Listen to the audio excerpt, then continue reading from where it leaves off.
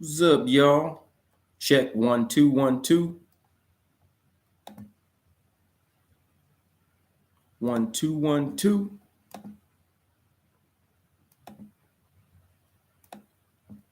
Oh,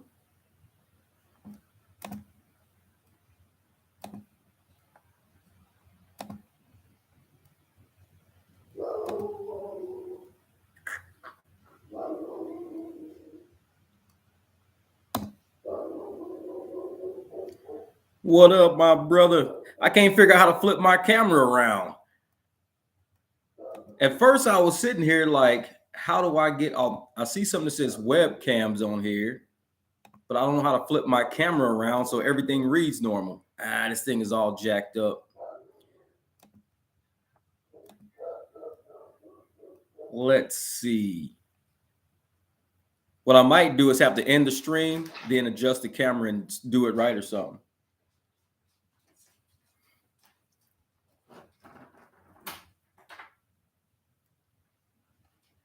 What? No, you didn't, Randy. You almost hit $1,400. Hey, apparently it's working, brother. Apparently it's working. You doing it, my man. You out there doing it.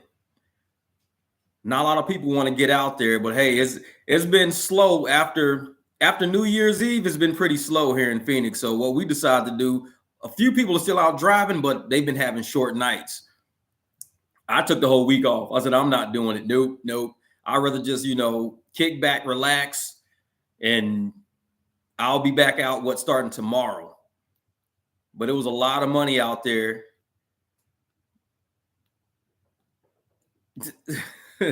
No, you nuts, brother. All right, Dennis, man. I ain't no heavyweight boxer out here. Forget that. You wild, dog. You wild.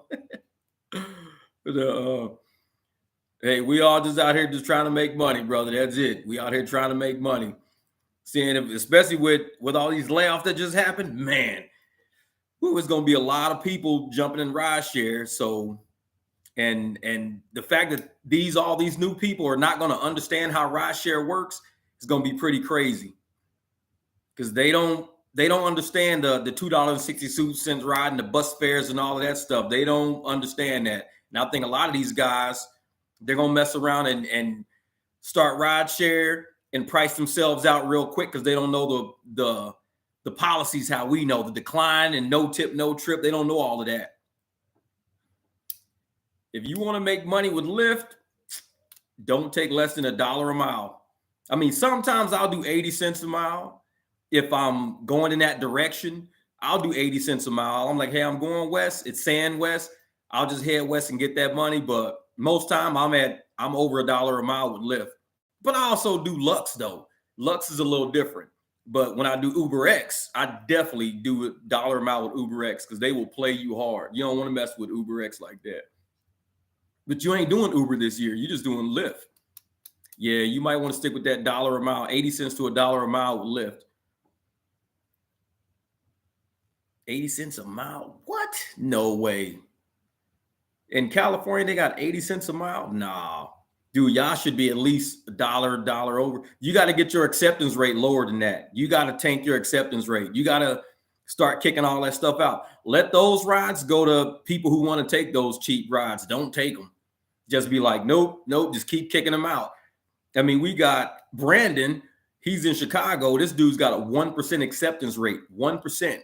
So you got to get pretty low. If you want to start doing this upfront fare stuff, you got to get pretty low with it. I mean, I'm sitting around 19, 20%. I kind of hover around there because I don't really leave my apps on all the time either. But yeah, you got to get it pretty low, brother. You got to get it down there. And just don't take it. I mean, it's going to be hard, but you just don't take that stuff, man. Just don't take $16, $15. That's not bad, actually. 16 miles for $15 is not bad. Depends on how many minutes, though. Because if I'm like, hey, Serge, what's good, brother? Yeah, I'm like, with that 16 mile, $15, you might want to look at how many minutes you running. Because I try to do $20 every 30 minutes. That's what I try to do. If something falls within 30 minutes and I can make $20 out of it, sometimes including the tip, surge, or whatever else, I'll take it. because 40 bucks an hour is what I aim for. But a lot of times you go higher on that dollar per hour. You can get up in the 60s sometimes, especially with the tips and everything flowing in. But every 30 minutes, try to bang out 20 bucks. And the miles are going to make a big difference. So you're going to be kicking out a whole lot of rides, man. You're going to be kicking out a whole lot of stuff. But just look at how many minutes am I going? Am I getting close to $20 for 30 minutes? If you're getting like $18 for 30 minutes, that's not a good deal. If you're getting $15 for 30 minutes, not a good deal. 22, 30 minutes, take it. Otherwise, unless you're going in that direction, if $18 in 30 minutes, if you're already going in that direction, just take it just so it can get you there. It's like, okay, I was going west anyways. I'll go west on their gas instead of on my own gas. That's what I would do. But it's not. Oh, no problem, brother. Yeah, man, I know how things are, man. I think this year, man, if you just stick with the money, man, stick with the money, I think you'll do fine. Because like I said, from the very beginning, man, a lot of people have been telling you, focus on the money. Don't worry about, all this Instagram, YouTube, social media shit. Focus on the money, man. Because if you got that drive and that determination, you're gonna make truth out of your own story. People doing fireworks and everything over here. So you're gonna end up getting it, brother. You're gonna get it, man. You just gotta stick with that money. Don't worry about all the extraneous stuff. Just stick with the money. What you got, Mr. Gambit? Happy New Year, Mr. Gambit. My man. He said I'm cherry picking every ride right now. That's funny. Hey, I'm doing the same thing right now, man. I'm cherry picking the hell out of everything. But like I said, I haven't drove this week. I took this week off, man, just to kind of prep myself. I got 51 more weeks now. I'm like, let me kind of pace myself, prep myself, because I'm ready to go out there and I'm going hard with it, man. It's like when I hit the ground starting tomorrow, I'm going out. What up, Tony? My man, what's good? Tony and his wife out there trying to hit $1,000 a day. Just think, man, if y'all hit $1,000 a day for a week straight, dude, that's like $5,000. I think y'all get $5,000 in a week. Dude, that's $250,000 a year between both of y'all. Y'all can do it, man. What up, Dre? What's good, my man? Yeah, I'm still kind of under the weather. Everybody got sick around New Year's. I don't know what the deal was, man. It's like, hey, Colleen, I think they can do it. $1,000 a day, Tony and his wife, they can do it. They can knock it out. Because, I mean, they both go in opposite directions. They hit the ground. If you each want to come with 400 or 500, the other one kind of, make up for the stagger. Just think 5 days. That's 5 G's in 5 days. That's a lot. That's a lot. $250,000 a year. And that's taking weekends off. But you probably want to work weekends to help you out.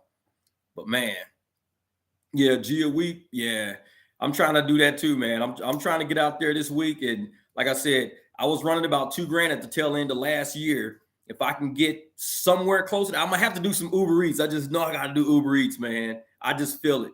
Because Uber is just, it's slow. Lyft is getting a little slow with Lux and everything.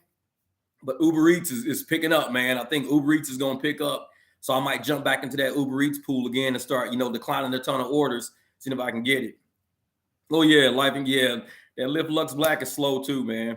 Like even in Chicago, Chicago everywhere has been talking about how slow it is right now. So, and, a lot of people shoot me text messages all day and they like, hey, man, you took the perfect week off because it's crazy slow out here, crazy slow. Like my one homeboy, he was out probably about 5-6 hours. He banked out like $110, $120. And usually by that time, he done made about $300. He's like, dude, it is that slow. But, what can we do? We got to do it. What up, Vinny? My man. And you know what? This is what happened with the live. So the live said at 7:15. I was thinking 8:15, but the live said 7:15. And then I couldn't figure out how to get to the live screen. I was like, where's the live screen? I have to get to this shit anyways, man. But whatever. I figured it out. Somehow I got on here. Yeah, 55 cents. Yeah. Yep. That's it. 348 trips, man. Forget that. Don't even. And then, like I said, with all of these people out here right now that just got laid off, because I think I did a video, but I'll never uploaded it, about all of these furniture companies, all these people laying all of these folks off, man. Rideshare is going to get diluted. And I think all these people are going to get chewed up and spit out, and they're going to hate rideshare because they're not going to do it how we do it. They're going to do it how we all did it when we first started. especially if they're desperate. And Uber and Lyft's gonna love they desperate ass because they gonna think these people really need to make money because a lot of them living check to check anyways. So the moment they start driving Lyft, they playing catch up. So they're gonna be taking a $2.62 ride, $3 ride, $4 ride. They're gonna be taking all these rides thinking if I just keep racking them up, I'm gonna make a killing. Uber and Lyft gonna be making tons of profit on those new drivers because they're idiots. They ain't gonna know shit. They gonna make a ton of profit on them. And we gonna be sitting around like, how come we ain't getting no rides, man? It's slow as hell. And these people gonna be driving 70 hours a week, making $800, $900, thinking, damn, I made $800, $900. But they're working 70 hours a week for the shit, where we can do that in half the time. And it's like, unless these new drivers get with some mentors in the rideshare game, they're gonna be taken advantage of. All these strikes and all this shit that's happening ain't gonna make no difference, because all these new drivers came in and they're gonna just dilute the whole system, and we all gonna get screwed. And it's like, even the good drivers, we all gonna get screwed because we're gonna be sitting around normally making 1,500, 2 G's a week. We're gonna be squeaking by with 900 because we're gonna be cherry picking like crazy. But all these idiots gonna be taking these smaller rides, so they're never gonna start bumping up to the next tier. Like Lux gives us all the Lyft rides, and Uber keeps adding, prices to them. It ain't gonna happen no more because the new drivers are gonna be taking all the shit. They're like, ooh, $4, I'm taking that. $6, I'm taking that. We're like, don't touch that shit. Don't take it. But they don't know until they start getting on YouTube and seeing all these different people out there who do rideshare. We got a lot of people in the rideshare community that know how this shit works. And unless these new people look at these videos and all these YouTubers, man, we all did all this fighting and all this declining for nothing. It's gonna be nuts. What up, James? Man. And exactly, Tony. They gonna quit. Because they gonna realize, especially the people with the bad cars, like the people with the Jeep Wranglers and shit like I drive, all that. There's no way I could drive that Wrangler right now. No way. Unless I was doing Uber Eats. No way. When I first started, I was jamming with that Wrangler, but shit done went haywire. That's why I ran out and bought that other fucking car, because I was going downhill like this in that Wrangler. It was costing me $100 a day in gas. So if you making $110 a day, but you putting $100 worth of gas in the shit, you making $10 a day for working 10 hours. You can pay $1 an hour all day. It's like, this shit don't make sense. So, but that's what they gonna do. They gonna be out there, running these big ass trucks, these Lincolns, these cars, and they gonna go broke because they're used to being employees. They're not used to being rideshare. We're rideshare. We all know how this shit goes, but they don't know. So Uber's gonna be like, ooh, we got all these new people that don't know shit. We got them. And we're gonna be sitting at home like, we ain't got no rides. And these idiots gonna be all over town taking shit rides, running out of gas, 150 miles away from home. Oh, I just saw the ride said $75, so I took it. They 150 miles out in the middle of nowhere now. And mad because they don't got gas to come back. But we know better than not to take that shit. We like, no. What is it? Would run out of the... Man, they not going to run out of drivers. Nope. There's always somebody out there because they see our stories. A lot of these people see our stories and they see our videos and they see the cars that people drive and they see it as like a gold rush. They're like, ooh, it's a gold rush.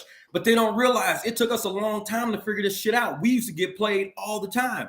There's times when I've been stuck in Tucson. I used to do that shit. I ended up stuck in Tucson and I'm sitting there like, why did I just take this ride?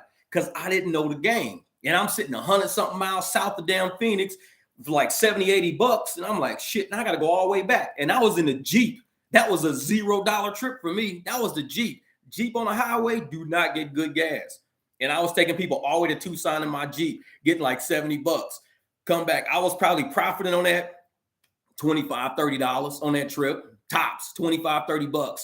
And that was 2.5 hours of driving, almost 3 hours of driving. And I was making $25 profit. It was crazy.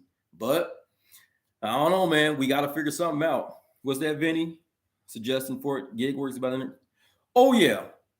Dude, I don't know if I uploaded. I can't even remember if I uploaded that video or if I just have it in my phone right now. But I was talking about all of these damn people who are getting laid off from Meta, from all these cabinet making companies, from all these credit card companies, and all these.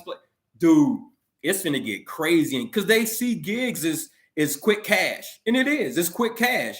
But for the wrong people, it'll run. They're gonna have blown engines, blown transmissions, tires and shit popping, oil filters exploding. I mean, they don't know how bad this shit can do to a car. And they're gonna be thinking, oh, we're gonna get all this money. We finna get all this money. They're used to driving to work and parking that car every day. They've been doing that shit their whole life. Driving 10 miles, parking a car for 8 hours. Imagine running that same car for 8 hours that your ass don't maintain. You ain't making it that far in that car. That car is gonna be a whole bunch of shops licking their fucking chops like, man, I done seen so many transmissions in here.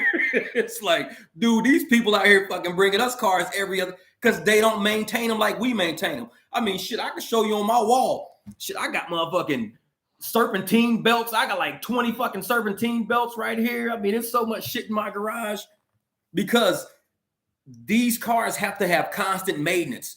Pop your hood every day. Looking at shit to make sure the serpentine belt ain't starting to like shred on the edges. You got to listen to your engine. Make sure you don't hear no ticking. If it's ticking, you probably low on oil. So just check your oil. You'll find out you low. Just add a quart. I mean, it's like, but a lot of these people are used to driving to offices, parking their shit. They not used to being on the road like we are. So they're about to go in. It's about to be a rude awakening. People with bad brakes, bad transmissions that ain't never maintained these cars. This shit's NASCAR. It's like delivering fucking food in NASCAR. We on these roads every day, all day. These cars go nonstop, 70,000 miles a year. And a lot of these people cars are not going to make it. So if they're out taking bad trips, horrible fucking trips, and then on top of that, they're not making no fucking money, then they got car problems on top of that. Oh, shit. We aren't going to ride. Like I said, we're not going to worry about these new drivers that long. A lot of them are going to be done before they even get started.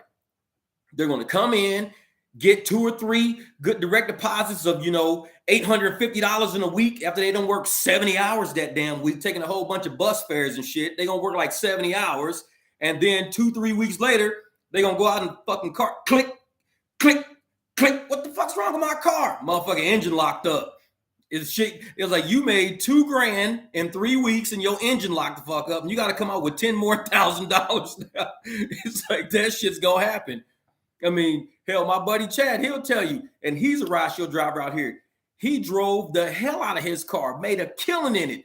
The motor's he's losing compression in it, so he's got it parked and he's renting a car right now. But that's the kind of shit that happens. That's the shit that happens. Oh yeah, Andre, dude. When I first started, when I was with the Jeep, I was so happy to be driving rideshare, man. I was cranking out, 70 hours a week, making $2,200. I was loving it.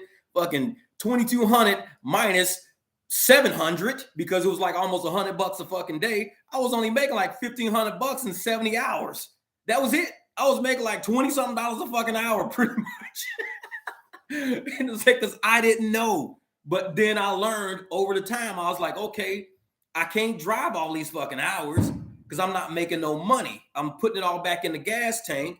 So let me do this shit smarter. So I raised up my acceptance rates. I said, I'm not accepting anything under this amount. And I was hovering around 80% acceptance. But now, shit, I'm like the rest of y'all. I would decline shit all day. Decline. It's like, man, he said shit. You 90,000, I believe it, man. Because I drove 70,000 one year in that Jeep, 70,000 miles in that Jeep. I believe 90,000 is very possible. And that was me taking some weeks off. I was taking weeks off. And it's like, yep, these noobs going to be gone, man. Like I said, give them a month. Give them a month. They're going to be gone. Hey, Vinny, you're a moderator or whatever. So if you can help me out with this stuff, like, I don't know how to put people's comments like in the bottom of the screen right there. I don't know none of this stuff, man. Like I said, I'm not like a real YouTuber dude. I just fix cars and shit and I put all my repairs on YouTube. It's like, I don't know how to, you are the guru, like you and Steven, y'all the gurus of this shit, man. I be trying to figure it out. Comments are only on the live stream.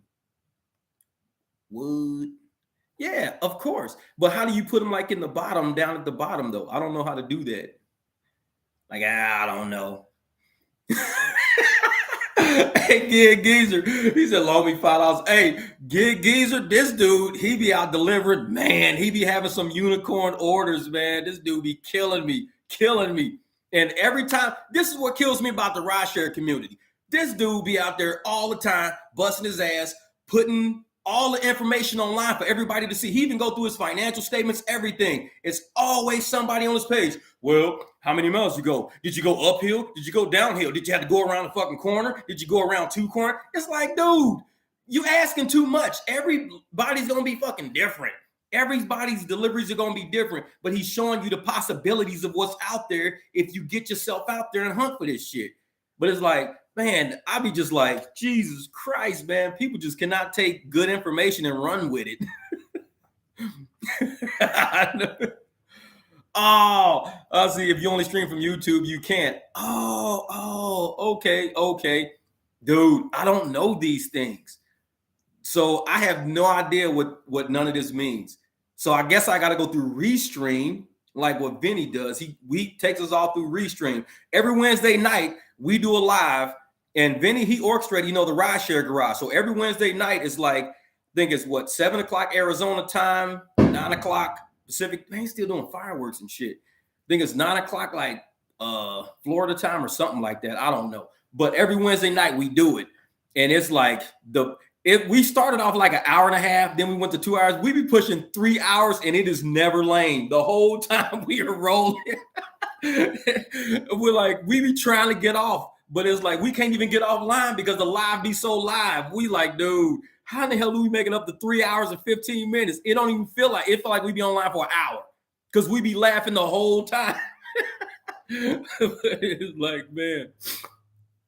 All right, I'm looking at these comments now. 700 ride. Yeah, James. Hey, James is one of them guys I'll be telling y'all about. When I met James, him. He was making about $15 an hour renting a car through Lyft.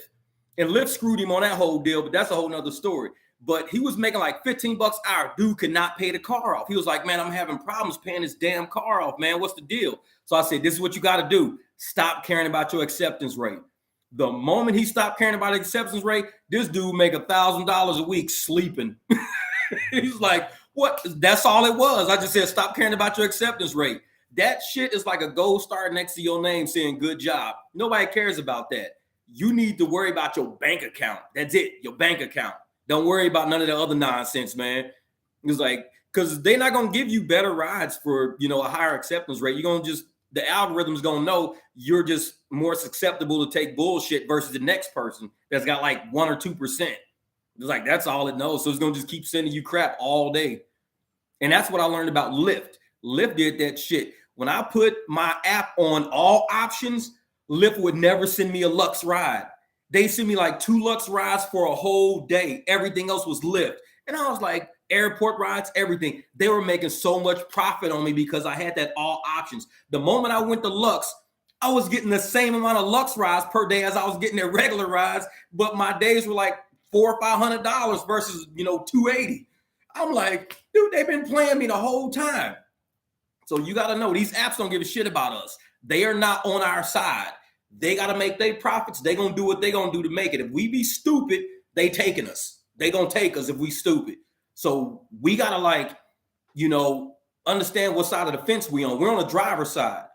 And I applaud all the drivers out there making money. I'm never going to downplay a driver making money. When I see a driver with a $1,500, $2,000 a week, I'm clapping. Because that's the kind of driver I am. We got to, clap that shit up and pump each other up so we can go get that fucking money, man. What up, Thomas? My man. The game is to be told because it's the game is to be told, not sold.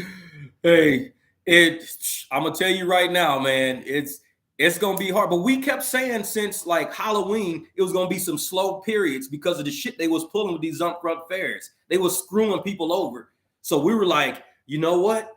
Let's when the good periods come, smash on that shit, get that money. And because as soon as it's slow, we got to live off of those savings for a minute because they know what they're going to do. They're going to no surges, no streaks, no quests, no bonuses, no challenges, none of it. It's all gone. So we're driving basically on our own fuel for a while. Sergio's the godfather. Sergio's hilarious.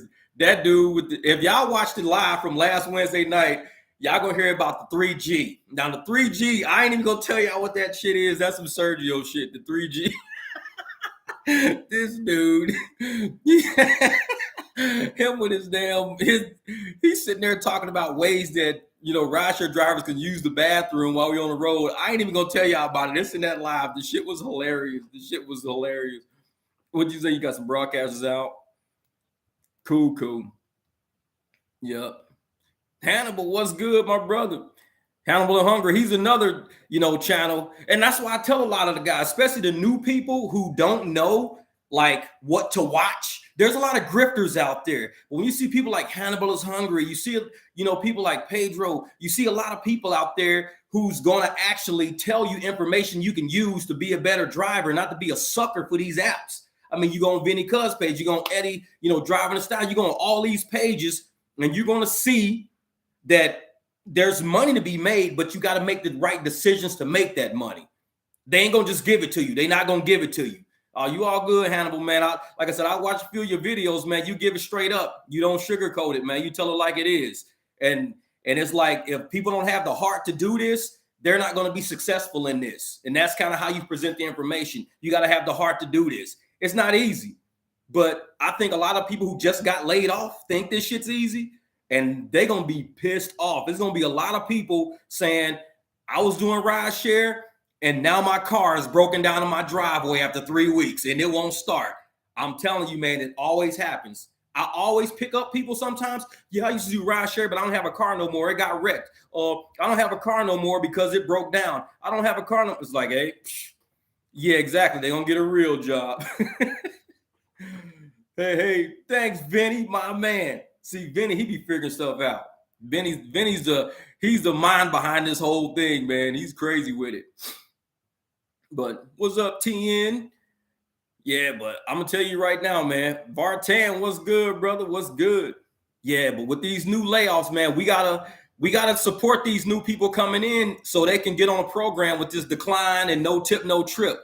They can't come in and screw it up for us. We've been working way too hard for this shit, man. We've been pushing way too hard. And now we're going to get all these new drivers in. Oh, yeah, I'm going to be taking all these fucking bus fares. I'm going to be taking all these trips with no tip. No, we can't do that. We cannot allow them to mess up everything we've worked for. Because like I said, a lot of people chose the strike route. We chose the working strike route, where we're striking, but we're working while we strike. We're declining all the bullshit, telling them don't mess with us. We ain't doing this. Now, that's how we've been doing it, and I feel it's been working. But if these new drivers come in and they be like, you know what, we're taking it all because this is more money than we make at our regular job, it's not good for us. Because we know as business owners, we cannot compare this to a regular job. This is all we have. Like Vinny made a video the other day, I think it was this morning, because he was sick or whatever out for a few days, and he was like, I'm gonna call Uber about my sick pay. It was like, we don't get sick pay. We are business owners. We don't get sick pay. If we're out for 3 months, we're done for 3 months. We don't pay bills for 3 months. So we're business owners. A lot of these people think we're employees. We can't live off of $700 a week, $800 a week. A lot of that goes into fuel and maintenance. Like I said, all this shit on my shelf behind me is like overstock. So we can't sit up there. Exactly. We ain't got no Aflac, damn it. This is what would you do if you're a rideshare club called a Rico? Exactly. Hey, if you see us all in like Lincoln Continentals or something like that, then you might want to worry about that. No, I'm just kidding. We all pull up on 30-inch rims and shit with them real thin tires on it. Now I ain't got to worry about whether or not we get a Rico charge. We're going to get fucking big-ass chains on that says rideshare. Big diamond chains and shit saying rideshare garage. We're going to start a rap group and shit, man. We finna do it. No, I'm just playing.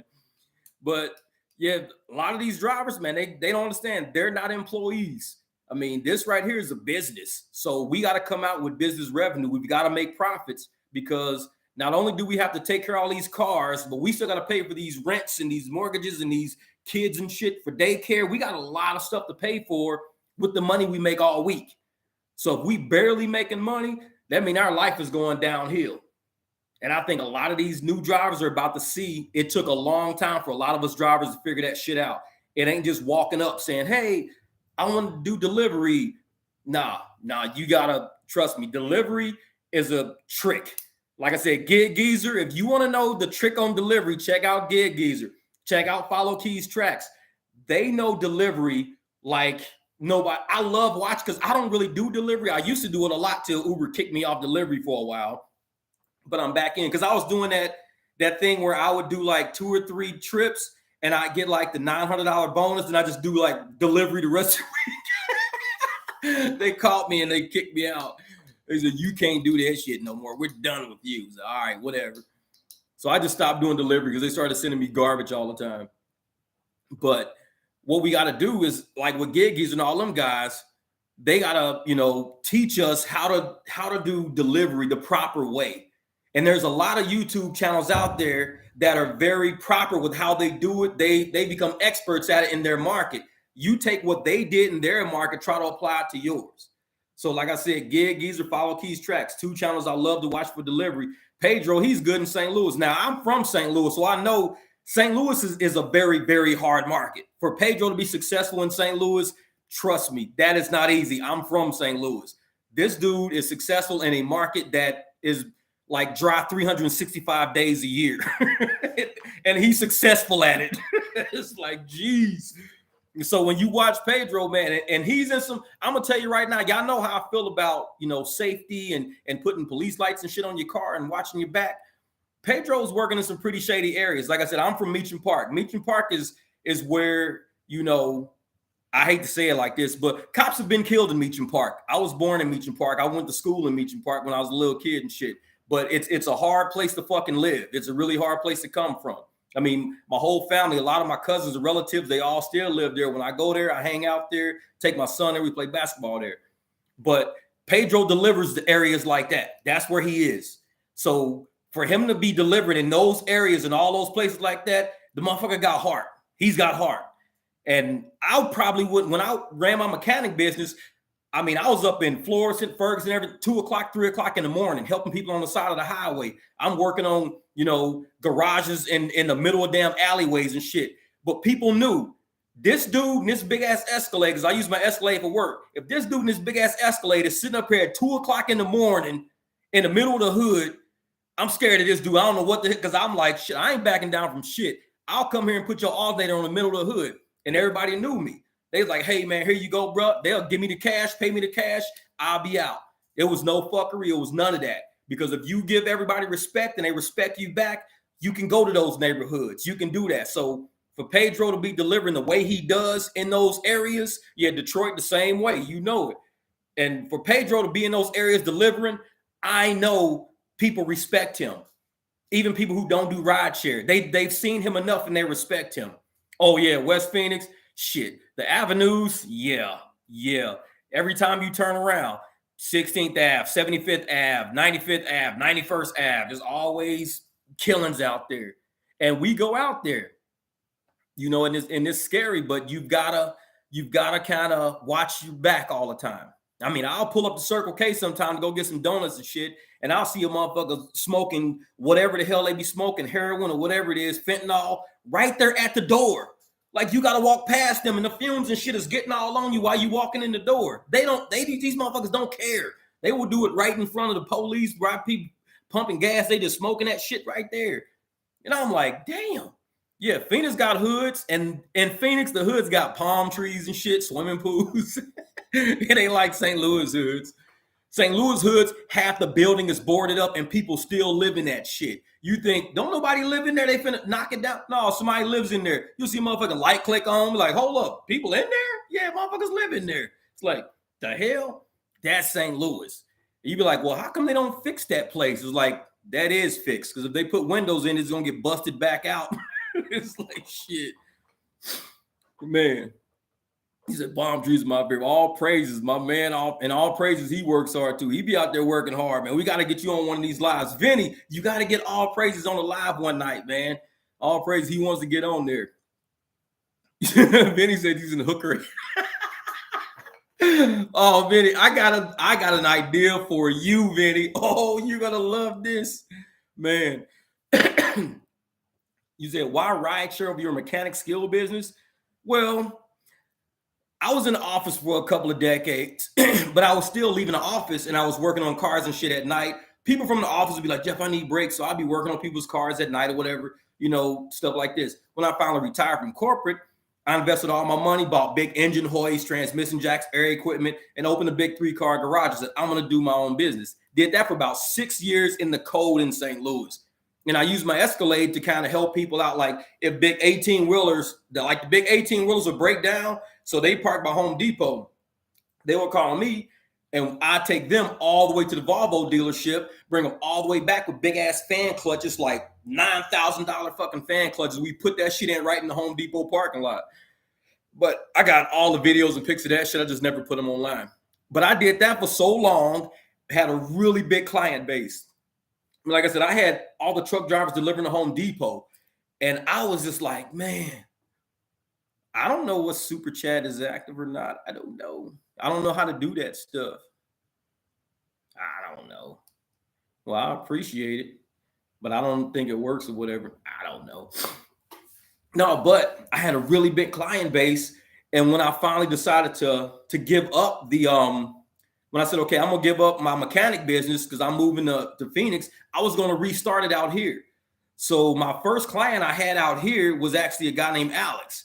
Alex's grandparents were the people who started Doc Martens, the Doc Marten shoes. So this dude, I got tons of pictures of, he's got like Bentley Mulsannes, fucking Vanquishes, Phantoms, Aston Martins, the little M400 cars or whatever, the little kit cars they buy. So I was working on all of those down in Queen Creek at the Pegasus Airport. So I'm down there working on all his cars and everything. And it was different because a lot of these areas out here are very, very spread out.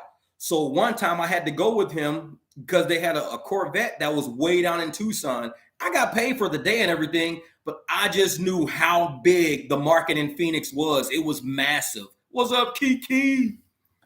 But yeah, the market was so massive, and I think I got overwhelmed. I got overwhelmed because I was new. I'm brand new. I got this guy with all these high luxury cars and shit, and I'm sitting here like, I can't keep up with these guys. Phoenix has a lot of money. So I was like, what? Oh, the Cash App. Oh, let me see what is my Cash App anyways. I have no idea. I think it's like Jeff B. Watts or something like that. Who knows? Oh, thanks, Vinny. Say, Vinny did it. I don't know how that works. That's what's up, Vinny. Vinny's like, you owe me $2. That was a test. You owe me $2 back. I'm just kidding. I know it, brother. I know it. Hey, I got you though, man. Like I said, when y'all come out for the Super Bowl, whoo, man, trust me, it's gonna be crazy. And I'm gonna give you your $2 back, multiplied. No, I'm just kidding. Yeah, but that's the only reason why I didn't really do my mechanic business out here, because it was just the market kind of overwhelmed me because I was new. I got out here in like February 2018. I met Alex in the very next month, March of 2018, and I worked for him for like 3 or 4 months. But he was my biggest client because he had a lot of cars and he had a lot of space and it was all over the fucking place. And I was just like, I don't know. And I'm like brand new to Phoenix and I have no idea how big this place is. So I said, let me kind of relax for a second. Fuck this. So then once I started getting involved with more people with cars and everything, I worked with this place called Odessa. Now, Odessa, they have big auctions all in Florida, everywhere. And Odessa sells cars to dealerships. Like you can't go to Odessa and buy a car. So I had to come up, because I know cars pretty well, I would sell whole lots of cars to dealers. And once I would sell those to dealers, that's how I made my money. But anyways, that was a little hit or miss thing too. But I didn't really know that I wanted to do rideshare until I met this guy named Long. And Long worked at a dealership that I kind of worked with for a little bit. And once I was done with the dealership, Long was like, and I bought the Jeep from him too. Long was like, dude, you should try to do rideshare. So I started rideshare in that Jeep, fell in love with it. I was like, this is me, man. This is me. I love rideshare. And it's not that I love the way that the apps treat us, because they treat us like shit. So I don't love that part, but I love the people. Like I meet some pretty cool people. I mean, some fun people. They invite me in for like chicken fingers and Sprite. I mean, I ate fucking hot dogs one night. It was like, hey, man, you come on in and have some hot dogs. So we went in, fucking ate hot dogs at the pool party. A lot of times, people just be like, dude, you want a burrito? Because we going to go stop here and we'll get some burrito. I mean, people are just, they're people. It's people. And if you love people, then there's no way you can really hate rideshare. You can dislike the shit that they do to you in rideshare, but I can't hate rideshare because it's just people. It's logistics of people. We're moving fucking people. That's it. A lot of times we deliver food. Food delivery is another aspect because you meet a lot of people. You got to walk in places. When I was doing delivery a lot, Uber Eats, I know a lot of people at the restaurants to the point that where they was giving me free fucking food. It's like, hey, Jeff, dude, a customer never came and picked us up. You want this? I was like, well, what is it? Oh, it's some pretty good shit, man. I was like, cool, I'll take it. So I would bring it home, throw the shit in the fridge, and get back on the road again. But it was like ride sharing delivery is about people. So if you good with money, which is what we're trying to all be about, you good with working on your car and shit and getting your car figured it, and you love people, then rideshare is good. We just got to get these apps to quit fucking with us the way they are, because they're not about people. They're about profits and bottom line. They're not about people. They deal with people all day because they deal with us. They deal with passengers. They deal with all these restaurants. They deal with people all day, and they don't give a shit about people. The apps do not care about people. Thank you, Kiki. What's up, lady? Hey, so you going into corporate America. I'm going to tell you one thing, especially I was young when I started corporate America. I was about 24 years old when I had my accounting degree, and I was like, you know what? I moved to Vegas and I got pulled in by some really cool people. The first thing, if you are a black person in corporate America, I say this out of all seriousness, forget you're black for a minute. You're a man that deserves respect. You're a woman that deserves respect. Do not look at your skin color as a sign of either you're going to respect me or not respect me. You're a human first and foremost on top of every fucking thing. And once you become that person, you can walk into any room and own that fucking room, because people are going to ask you questions in board meetings. They're going to ask you questions at seminars. When I came here to Phoenix, one of the first times, I had to do a seminar. There was 3,000 fucking people in the audience, and I'm on stage. Me and the girl behind me was the only two fucking people on stage. It was a ton of fucking people out there. I could not care who these people were as far as races go. They couldn't care who I was as far as what race I was. But I had to present accounting and financial information to 3,000 fucking people, and I had to make it, for one, interesting. For two, it had to be correct. That's all they cared about. They didn't give a fuck if I was black or not. They really didn't care. So you got to kind of forget for a minute that you got to prove you black, be strong, be black, and be fuck all that. You're there to get money. You're there to fucking advance your career. And when I was even in some of the places I was in, I was pulling in other brothers. And I even put in a couple of white guys to come work for us, because to me, those white guys were my brothers, but I knew them outside of the company I was at. And I was like, hey, you should hire this guy. You should hire Ronnie. You should hire Chill. You should hire this guy. So I was pulling all my brothers into the companies and shit I was working at. Some was white, some was black, but they got the fucking job done, and they helped make me look good, and they got fucking paid on the way out the door. What up, Kush? But that's my advice to you, is to go in corporate America. The fact that you are black, it's almost an advantage. And I'll tell you why. Because there's not a lot of bald blackhead motherfuckers pulling up on motorcycles to the corporate meeting. That was me. So when they saw my ass outside, they was like, who the fuck is this wild ass dude driving up on his motorcycle? Oh, that's our accountant. It was like, oh shit. So it's like, that kind of like, it stood out. So they knew when I walked in the building, this guy's all right. This guy's cool as shit. He comes up on his fucking motorcycle, fucking wearing a suit and a helmet and shit. And he walked high-fiving everybody, giving everybody dap and shit. Man, I appreciate it, Kush. Oh, thanks, Steven. All right, brother. I appreciate that. But that was real, though, man. Like I said, I couldn't walk in the building like I was this new black dude. I was just this new dude. That's it. I'm this new dude. I ride bikes. I shoot, hoops at night down at Sunset Park in Vegas. I was just a new dude. That's it. It wasn't the new black dude or the new white dude. I was just a new dude. That's it. It was like, that's Jeff. That's our accountant. Straight. Fucking, they give me a motherfucking Starbucks card. I'll go get me some caramel frappuccinos. Go get me a motherfucking big ass brownie. And I'll sit and start doing my financial statements. I'm just a new dude. That's it. Appreciate it, Chuck. Appreciate it, brother. Hey, all praises, man. Real talk. But that's how I made it for 20 years in corporate America. And, any building I walked into and anybody I talked to them as another human sitting next to me. And we traded ideas, whether it was a man or a woman, because I tell people I learned a lot from the women who would hire me. I would learn a lot from them. And I would never want their job because half of them were treasurers or CFOs or some shit like that. But I wanted their knowledge. And we would sit at lunch and we'd go back and forth. I'd make them laugh, but they'd tell me about software packages and, consultants to call and all this shit. They were pulling me down the fast pace of corporate. And when people say, damn, you made a lot of money at a young age, because I listened. I never once used my race to fucking get into a door so they couldn't use my race to kick me out the fucking door. I was too smart. So if I'm a human and I come in with intelligence and respect and integrity and just a will to be successful, you can't push that out the fucking door because I'm exactly what you're looking for. Now, if you just a racist fucking person, then anything I do is not going to work. But normally the places I would go to, they wouldn't even like hire me if they were racist people. I'm just dead serious. They wouldn't even hire me. They wouldn't. And I know that because I know people. Kiki. Bottle of energy, say trillionaire. No, I doubt it. Hey, I'd probably buy a bike and run into a bush some fucking where it's like, no, I don't need no more money. No, keep me broke. No.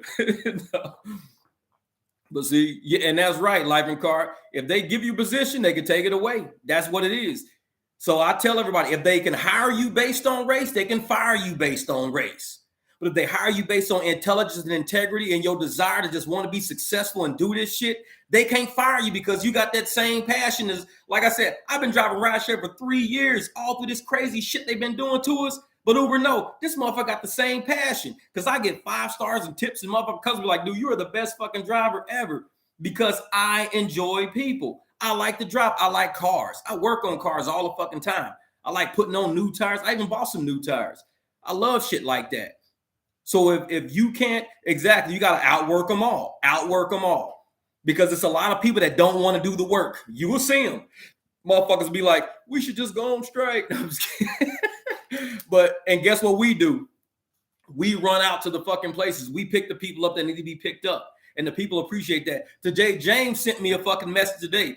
Motherfucker, James had a $28 ride for like 16 miles or something like that.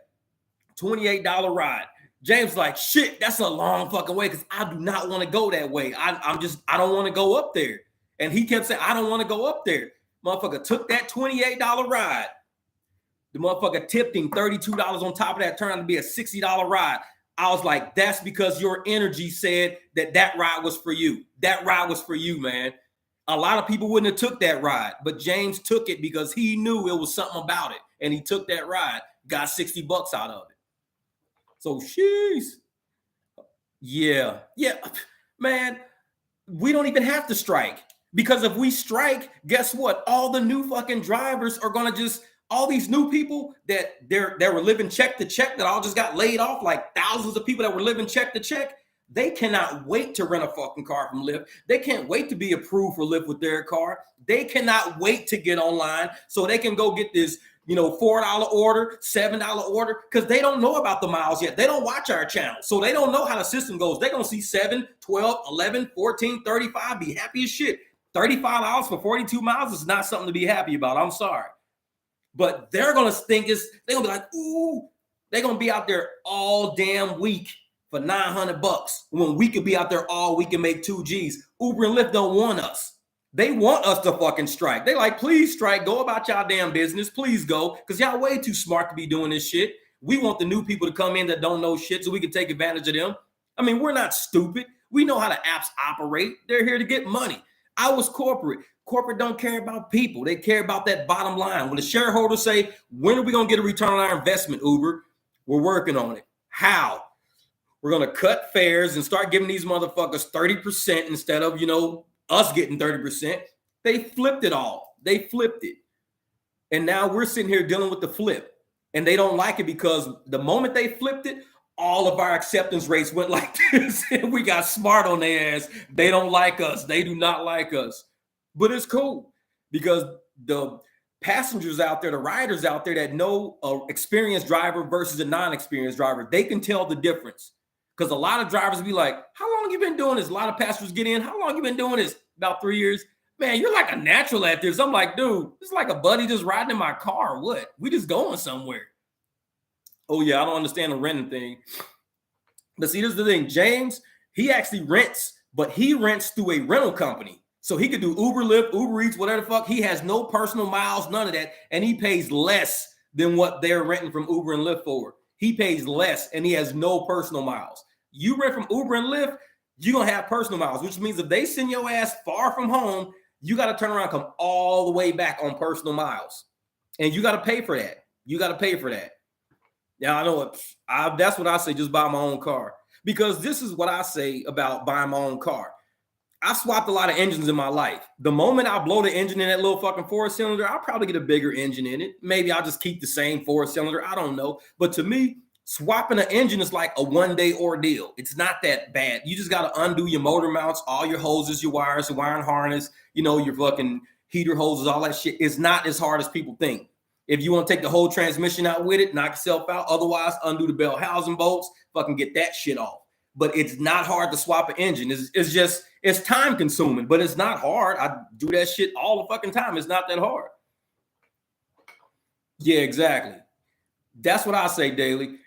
If you sit your car in the driveway, let's say I pay $60,000 for a car, 60 grand, and I sit it in the driveway and I'm only using it at, let's say, 10,000 miles a year. In 6 years, I'll hit 60,000 miles. So it'll take me 6 years to hit $1 per mile in that thing. Where with these cars, if I buy them for 30,000, in 1 year, I've already hit 30,000 miles in that car. I'm using that car for everything it's worth.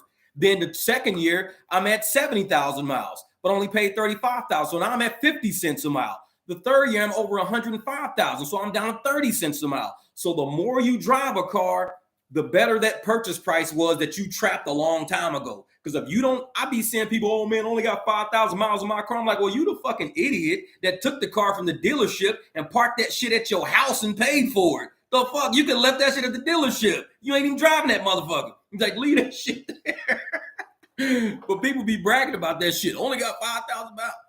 Cars are designed to go fucking 400, 500,000 miles. So use it. That's what I say. Use it. Change your oil. Do that shit. Use it. Was it? Oh yeah. Oh yeah. It's like he did a video about that a few months ago. I remember that. Yep. All prices of car gonna fall, new and used. Exactly. And Kiki, hey, and Key, if y'all gonna follow Key's tracks on her page, follow Key's tracks. You guys can see what the new generation is doing. Like we're all old school, we're all kind of trapped. And a lot of people like old school like me are stupid because when a house's value was going up, these motherfuckers would cash out their equity. And now the house was here and the equity was here. The house price is going to drop. The value is going to drop, but the loan is still up here. So that's a huge fucking gap that somebody owes. The new generation, follow Key's tracks, they're going out buying really nice cars, modifying the interior of them, and they're living in them. They're living wherever. They can live on the fucking beach today. They can go to the mountains tomorrow. They can live anywhere they want to go and do delivery the whole time. So they're making money. All they went out and bought was a $20,000 car. They have no rent, no utilities, no bullshit. They can live wherever they want to live. The new generation is on something completely different.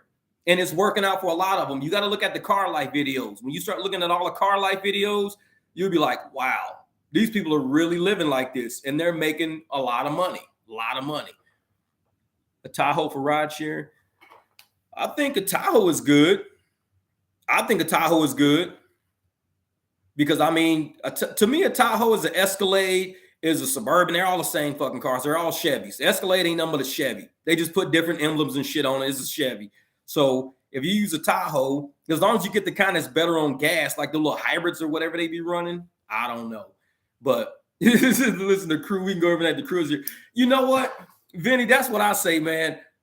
Y'all got to teach me how to do this live shit because if we could have did this on Restream, everybody could have came in. I don't know how to work this YouTube shit, man. I'm trying to figure it out, but I just don't have time.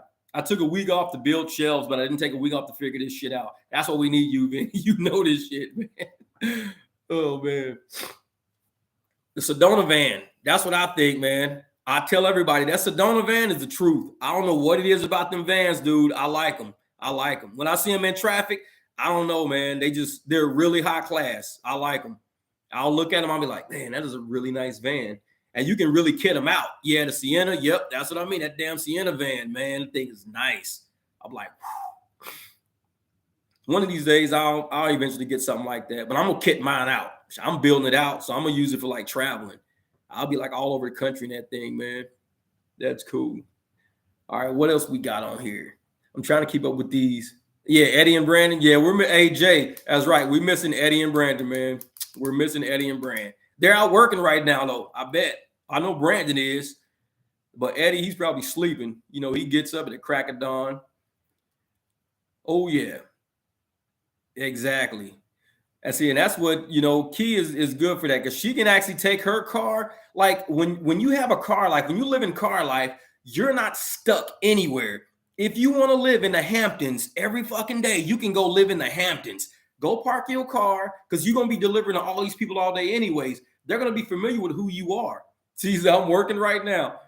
I mean, you can live anywhere you want to live with the car life. You are not restricted to any area, any state, city, whatever. If you want to live in where you know there's going to be big parties and everything like that, then you say, hey, I'm going to go park by these parties for the next couple of days and just make a ton of bank. When the parties drop, I'm out. It's kind of like big events. When the events come to town and they got the crew that works the event, that crew is making money wherever they go. And that's kind of like car life. They make money wherever they go. It's very different, very different. Ooh, damn, 133 a year. I like it. I like it. 133 a year is good. You know they tipping. Shh, they got money to give.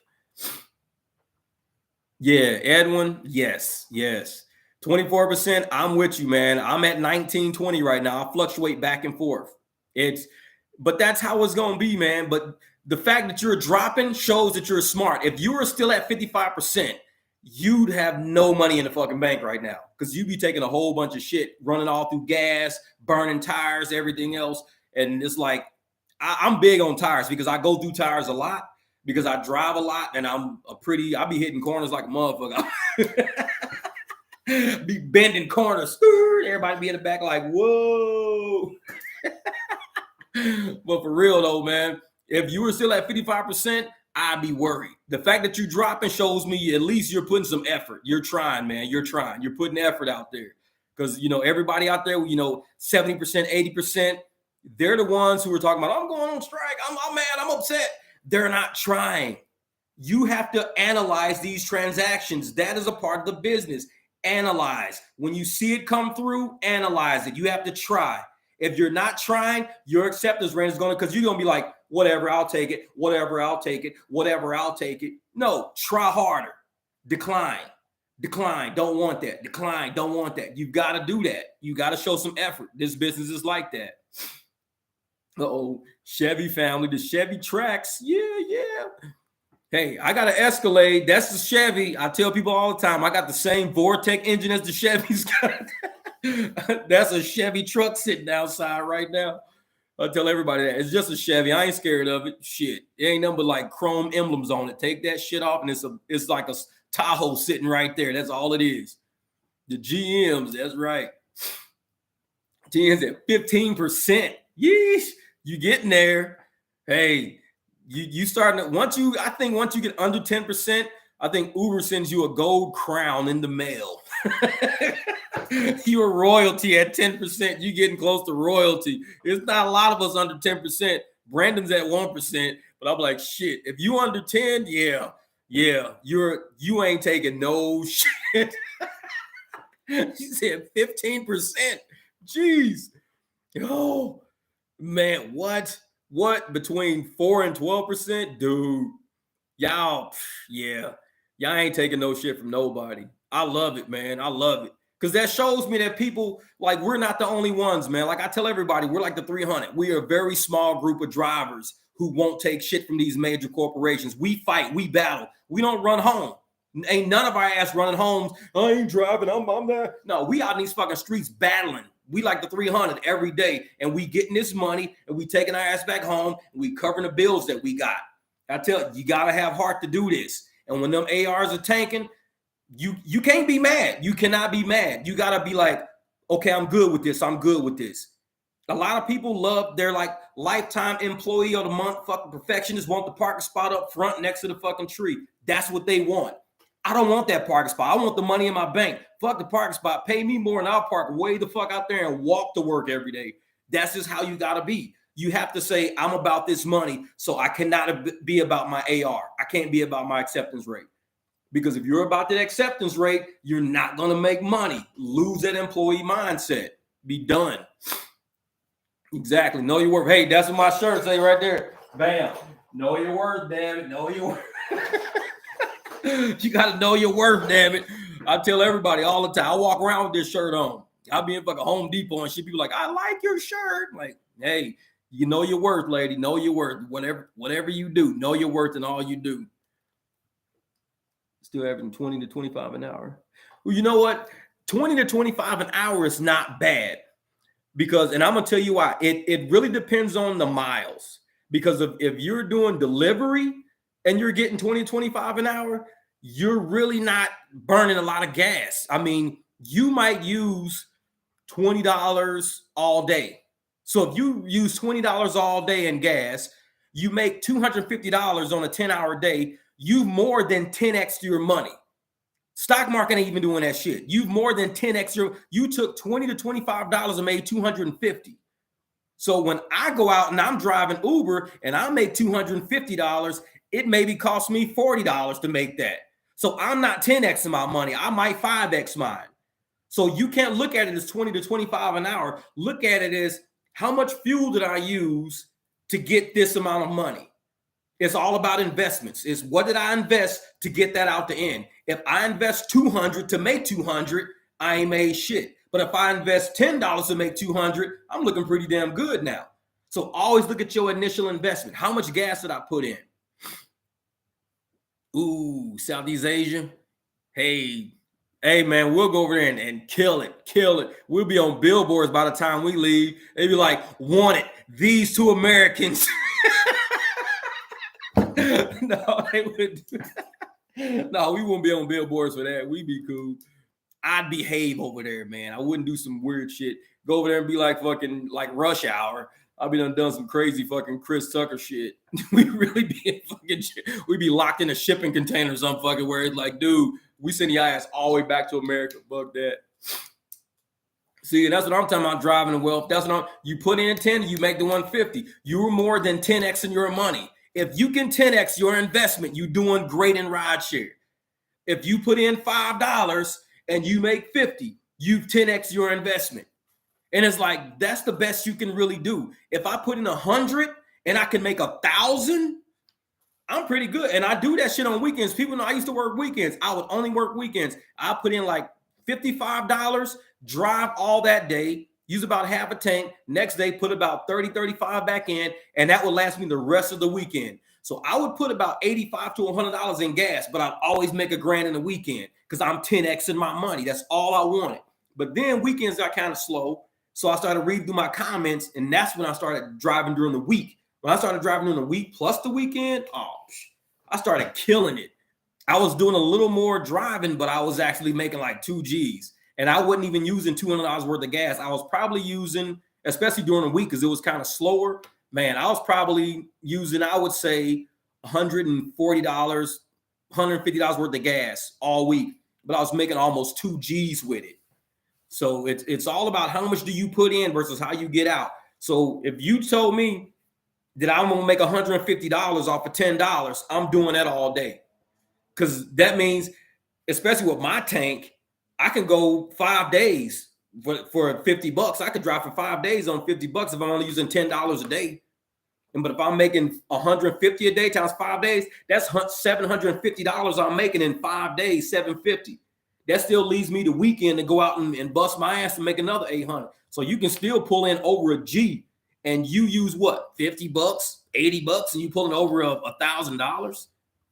Dude, I think it's good, man. I like that. That's smart money right there.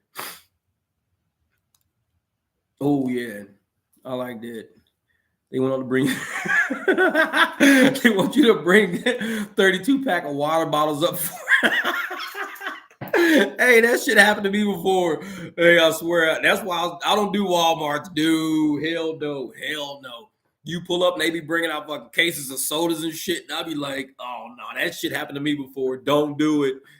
I mean, it would happen. As soon as I'd see it, it'd be like, dude, hit it. I don't know what my Cash App is. Hold on, let me see. I got it. Hold up.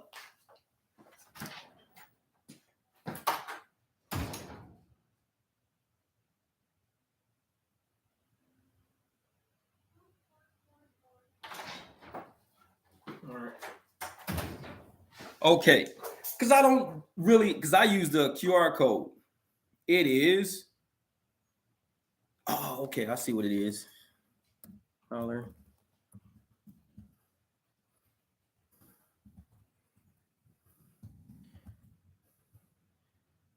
Okay, that's what it is. $ Jeff B. Watts. I got it off my card. So if you guys don't have these little cards here, these are the cards I tell everybody to get. Like, if this thing can focus, I don't want to focus, whatever. But it's like, this is the card that I'll use right here. I'll give these to people when I'm doing rideshare. I'll say, hey, if you need a ride, just give me a call, whatever. Then that's my little tipping area on back. I hate when it does that. But anyways, you can kind of see it.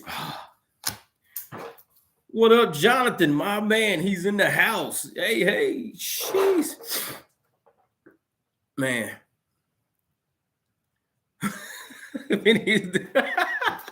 Exactly, Jay. That was me, man. Hey, I was trying, brother. I'll be trying. But see, I'll be forgetting my Cash App and Venmo because I use them damn QR codes and they dumb you down because you don't have to give out the actual, shit. It's kind of like when we started using cell phones that I have to remember people's phone numbers. You don't know nobody's phone number because they dumbed us down. All we do is just tap a name now. That's how these QR codes is doing us, man. They're like, hey, what's that? Shit, I don't know. Because it's a QR code. They screwing with us, man. What? Gambler's already got a house in the Philippines already? Hey, road trip. Let's go, everybody. Get their passports together. Let's go. Road trip to the Philippines. We got to wait till the typhoon season or something like that's going on? Monsoon season in the Philippines. They got that over there too? Yeah. So Daily Mint. Hey, so you got a full-time job last week.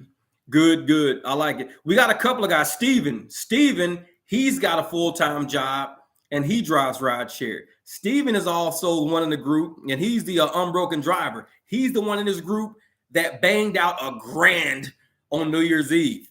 Dude did it. I said he was going to do it because I know Steven. I was like, dude, if anybody's going to do it, this is the cat that's going to do it because we was all petering out. We was tiring out. We was all wearing out. We was going. Steven was like, he was hitting us in the chat. He was like, dude, I caught my second win. I was like, he's about to make $1,000. He was only at like $600 when I said that. He was only at $600. We was all tapping out. This motherfucker kept going. He made a G in the night. I was like, damn, he hit that. I love it. Because them apps know we ain't here to take no game, man. We ain't playing no games. If we going to come for this money, we coming for it. We got people out here willing to push and get it. And that's what I love about it, man. Yeah, that's what I'm saying. Yeah, as long as you get a part-time job. But the fact that we do rideshare part-time pretty much, a lot of us don't even put in full-time hours. But the fact that we can do this part-time and still make some good money doing all these declines and shit. I mean, I think having a part-time job for like benefits and all that shit is perfect. Even a full-time job because you can always do rideshare part-time. Yep.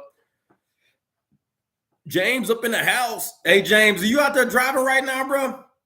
Because I think Thomas, he's Frank Williams, whatever, but his name's Thomas. He's from Casa Grande. He was up at the airport in the Malibu not too long ago because he hit me up on a comment, and he was at the airport. I think he was waiting to get a ride back to Casa Grande. But I was like, shoot. I said, dude, I'm actually in the house for the night, man. Shoot.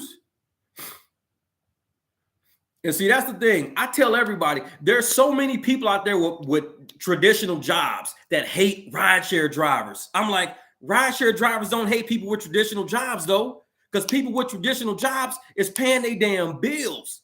They sitting there making things happen. They getting their credit together. They looking at investing in houses and shit like that, properties and condos and stuff. Why do traditional job people especially those out there hate the rideshare drivers, but rideshare drivers appreciate traditional jobs because we grab traditional job people and say, hey, you should come do rideshare. We get them all the time. We always saying, hey, why don't you just do, delivery on the weekend and make some extra money, this and that. We try to help them out. This is what we do because we want to see people win. We don't like seeing people struggle. There's not a lot of us out there that like to see people struggle, but you got this big group of people. Oh, I hate rideshare. Rideshare suck. Oh, y'all should go get real jobs. And then you got motherfuckers laying off 50, 60,000 people at the end of the year. And it's like, they all had real jobs. Look at what happens. When you rely too much on a real job, instead of relying on your own capability of taking, like all of these people who are part-time and full-time that do rideshare, they have control of their own destiny. If their company fired them, they're already in a rideshare group to keep making their fucking money. They don't fall. Company gets rid of them. They like, bet. Just make sure you give me my last check, pay out my sick time, my vacation time, because they already in rideshare. So they gonna get that money and go. They out. It's like, shoot. Oh, just leave your car in Jeff's driveway. Man, yeah. Hey, most of us gonna be here. We ain't even gonna be sleeping anyways. We'll probably sleep like 4 or 5 hours tops because it's gonna be so many people out there needing rides. And people know Uber and Lyft are gonna be charging up the ass. $50 for a 5-mile ride, $60 for a 5-mile ride. People gonna be saying, hey, like I said, if you just drive down the street, hey man, do you mind taking, it's like 3 of us, $100. Be like, all right, bet, let's go. And I'm telling you, we're not going to sleep a lot during Super Bowl weekend. We're not. Because it's going to be nuts. This is being the alpha male in the rideshare game. I'm telling you, man, it's a Yahoo. No. Oh, so John, hey, you did 400 on New Year's Eve. There you go. So you did 400 on New Year's Eve, 122 miles. Damn. That's like $3 a mile, dude. Better than $3 a mile. Almost $4 a mile. Yeah. That $80 order been nice. And then you got stuck for 45 minutes. Dude, don't talk about being stuck. John, I told Vinny that my very first ride, New Year's Eve, very first ride, I picked these people up and I had to take them to that damn NASCAR speedway. Man, that shit it made me so mad. I had to go all the way out to Avondale, all the way down Avondale. And I was about a mile away from the event, about a mile away. And it just hit dead stop traffic, like 0 miles an hour. Took me 25 minutes to go 1 mile. That was my very first ride New Year's Eve night. Dude, I almost called it a night. I said, you know what? I'm going to bounce back from this. They're kind of killing me right now. Bounce back. Did it. Vinny said, I just paid for my $1.99. Vinny said, I just paid for my room $1.99 in Phoenix, man.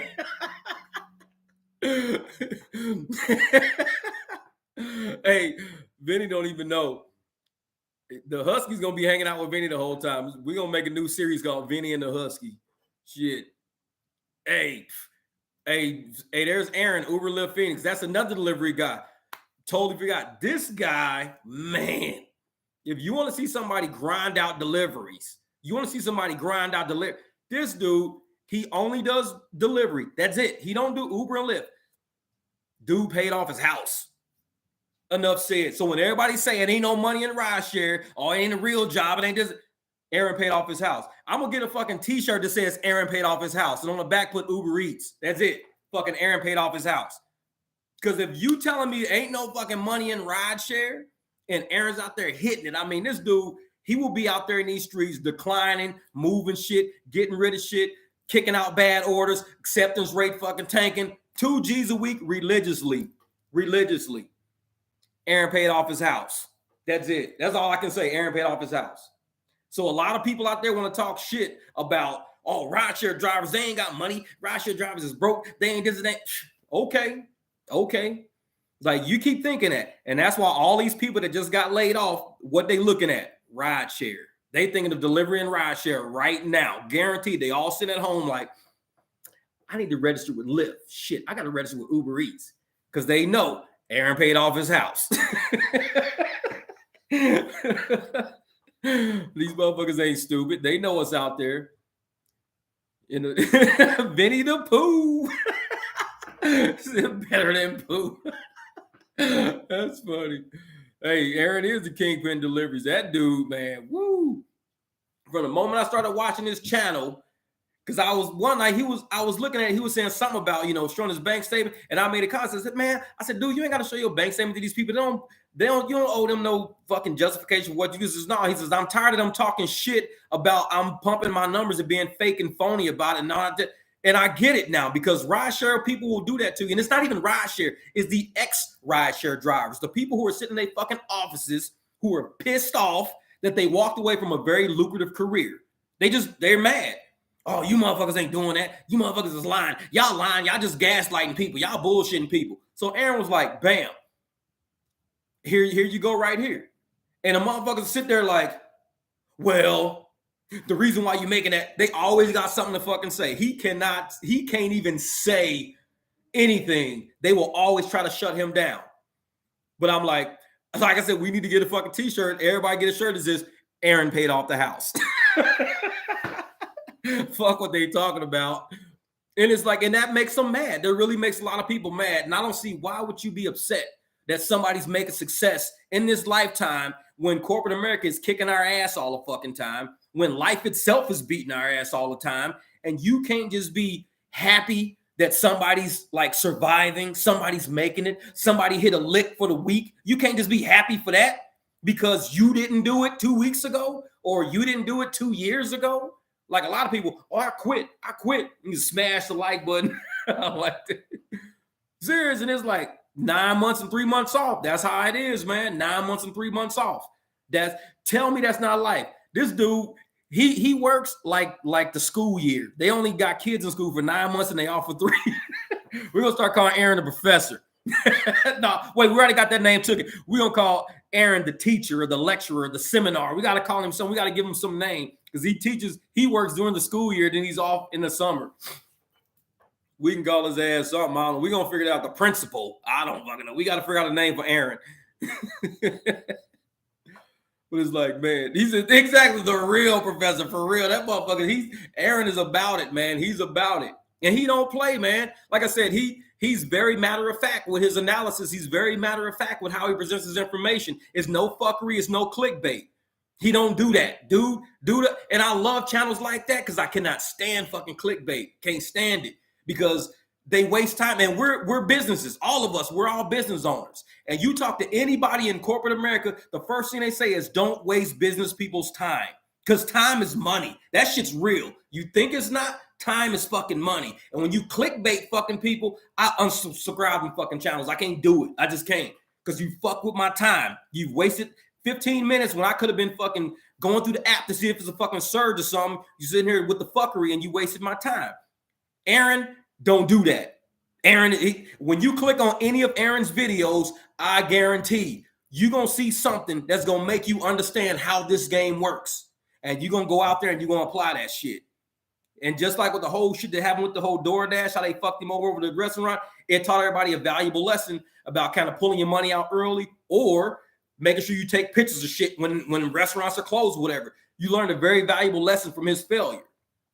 But I believe he capitalized on that failure, and that's how the universe fucking works. It will give a good person the benefit of a bad situation, because this fucking channel skyrocketed after that shit. And I say that's what DoorDash fucking gets. I hope Aaron gets more fucking money off subscriptions and video plays and super chats and all that shit because of what DoorDash did to him. Since they fucked him over, I hope his subscriptions go through the fucking roof, and I hope his YouTube channel banks his ass up so we can say, DoorDash, fuck your 1,700. He got 17,000 off that shit. It's like, man, they played this man for 1,700. Ain't no way in hell any of us would be played for 1,700 and be sitting here like, how you doing? Man, we be up at DoorDash kicking the fucking window in, throwing a brick through that shit and everything else.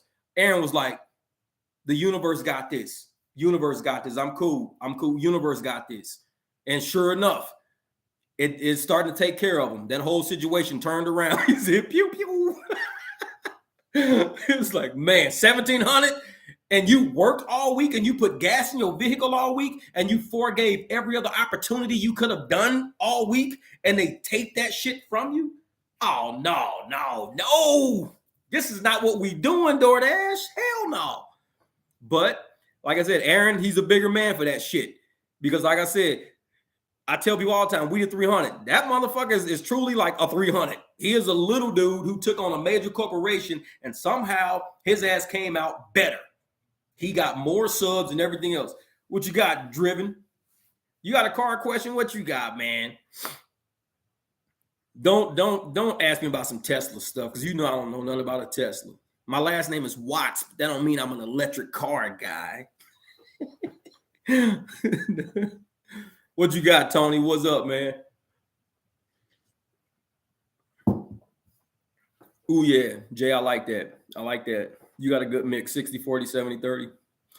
I like that. Tony's going to hit me with some electric car questions. I already know it. Tony going to be like, hey, if the ohm meter says 16 point something resistance, but the volts that I'm getting is, I'm like, Tony, I don't do electric cars, man.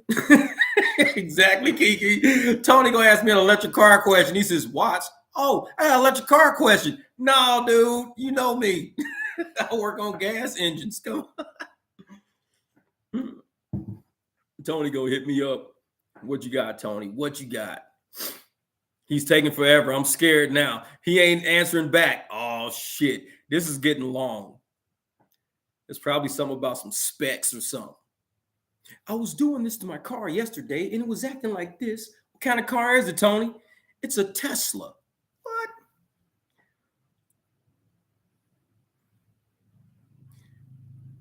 $328D. Oh, that's a Mercedes. Oh, the old diesel Mercedes. Oh, yeah. Where in the hell did you get that car from? Yeah, we could do that. You need a DPF and get it down easy. Yep, we could do that. He said, Watts. He must know about electricity. Parallel series. No, Tony got a diesel engine. All right. A 328D. Well, what's the Mercedes? Wait, what year is that for a 328D? What year is that? Is that from the 90s, like a 95 or 97 or something like that? What is that? He said a 328D. 2014? Because my son's got a 2009, like 325. Man, I'm going to have to research that car. Because that's a 2014. Now you're getting into the electrical age of everything. Yeah. Because with those, you probably you got the lights and everything, come like the check engine light and all that shit's on, or the car won't start or something like that. Hey, am I gonna get a Tesla? I like the ones with the flappy doors. What is that? The Model X? Yeah. Yeah, he's got a 328D. And it's a 2014. I thought those cars were like from the 90s and everything. They got a 2014. See, this is my first Beamer, but I worked on all the 325s. Like my man Gary's got a 325. I did a lot of work on his 325. 323s, I worked on those, or 325s. Never worked on 330 until I got this 330. I worked on a 745 Li, but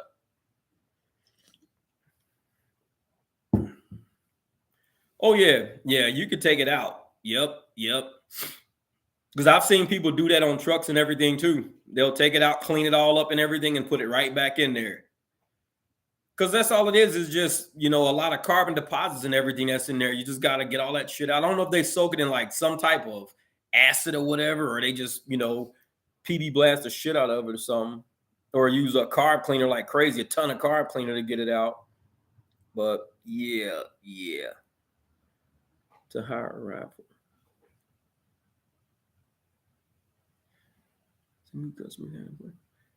Hello, darling USA 2. Okay, you can hire a ride for 1 to 2 hours. Sure, people do that all the time.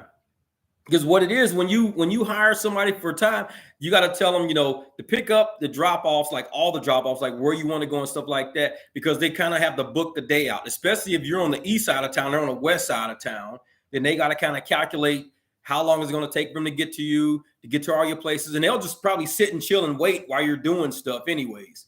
And so a lot of that's going to go into the question. But the one thing you're getting is a solid ride. You're getting a professional level ride. You're getting, comfort. You're getting everything. You don't have to worry about having a new driver every, 45 minutes. You got a new driver showing up and you have no idea what you're getting. At least like one guy I take all the time, he used to be a trainer, a fitness trainer out here. And I would take him and he just say, hey, you know what? Just meet me here. Like I would go pick him up, him and his girl up. And I'd drop them off at dinner, but I'd hang out in the area. And then I'd do stuff. Once he's done, he'll text me and say, hey, we'll be done in about 15, 20 minutes. Cool. I'll start working my way back toward that way. Then I'll drop off at home. They'll pay me. And it was cool. Like, about an hour and a half, $100. I was like, perfect. He hired Jeff in the Jeep. Yeah. Yeah, if you want to roll a big Jeep, let's do it. Let's do it. Walk. No, the BMW is probably a lot nicer, especially for like comfort rides and stuff like that. So if Darlene USA, if you wanted to ride like something really nice, then we got the BMW, or we can even take the Audi. The Audi is kind of like special. That's super special because that's a fast car that I can get in trouble in real quick. But the Jeep is pretty cool. The Jeep is slow. It's loud. You can play some good classical music in it and all that stuff. Yeah, about $100 an hour is I think a pretty fair rate, especially for a private drive, because you'll be getting a lot of, you'll be going to a lot of different areas. You'll be going through a lot of traffic, doing stuff. And you don't have to worry about, oh man, am I going to find a ride? Am I going to do this and that? You don't have to worry about none of that. Is somebody going to cancel them and we're going to be stuck here too long? You don't have to worry about none of that. Your driver's going to be like stuck with you, Hey, go hang out in the parking lot, sit back, kick back, go grab something to drink, go grab something to eat. We'll be done in about 30, 40 minutes. Perfect. He said he would love the Jeep. Other rides, I can wait. Okay. So I'll tell you what, Miss Darling. If you want, you can shoot me an email. I'm at Uber Jeep. Let's see something. Uber Jeep AZ@gmail.com. I'll throw that in there. There it is. I'm uberjeepaz@gmail.com. And what I'll do is, like I said, when your grandson gets here, we'll kind of work things out, get things all squared away, situated. And I want to make sure that I'm available that day because I will probably take most of that day off so I can cater to you and your grandson. So I won't even deal with Uber, deal with Lyft, and none of that stuff. I'll just cater directly to you guys. And once you all get squared away and you're back at home and everything, then I can start my day doing something else. But I won't get caught up with Uber and Lyft. When I have appointments that day, I don't get caught up with rideshare. I'll rather just do my appointments and everything, then I'll do rideshare afterwards. So just like I said, shoot me an email and we'll get things squared away. And we can meet up before that. I'm always all over town anyways. So we can meet up before that. I'm always swinging by Starbucks or something like that. You can kind of meet, chat, get a vibe for how things are supposed to go. Tell me something about your grandson and we'll ride from there. Hope you like dogs, because I talk about dogs all the time. No. Oh, well, thank you, Miss Darling. Thank you. I appreciate that. And trust me, I did a lot of work on this Jeep. He's going to get a kick out of this thing. Everybody that jumps in is like, dude, this thing is crazy. It's like, it's a pretty different Jeep. But yeah, it's pretty fun. So like I said, just shoot me an email and we'll definitely talk, Miss Darling. I appreciate that. Oh, he's got two big dogs. Hey, I got the Husky, the Border Collie, and the Pit Bull. I got the three crazies. And the Pit Bull is the quiet one.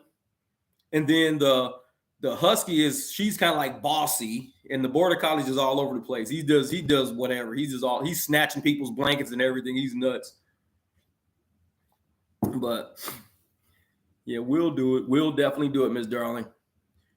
You had a test in Model Y. What? We different. He's serious. Okay. What are you? The Tesla deal? Yeah. Hey, Steven, you already know, man, that Jeep is nuts. But the funny thing about the Jeep is that a lot of people like to go off road, and Usually I'll do it like if I'm in an area that I know, especially like down by Wild Horse, and people are like, hey, can you go off road? I'll just take it off road. The shit's fun as hell.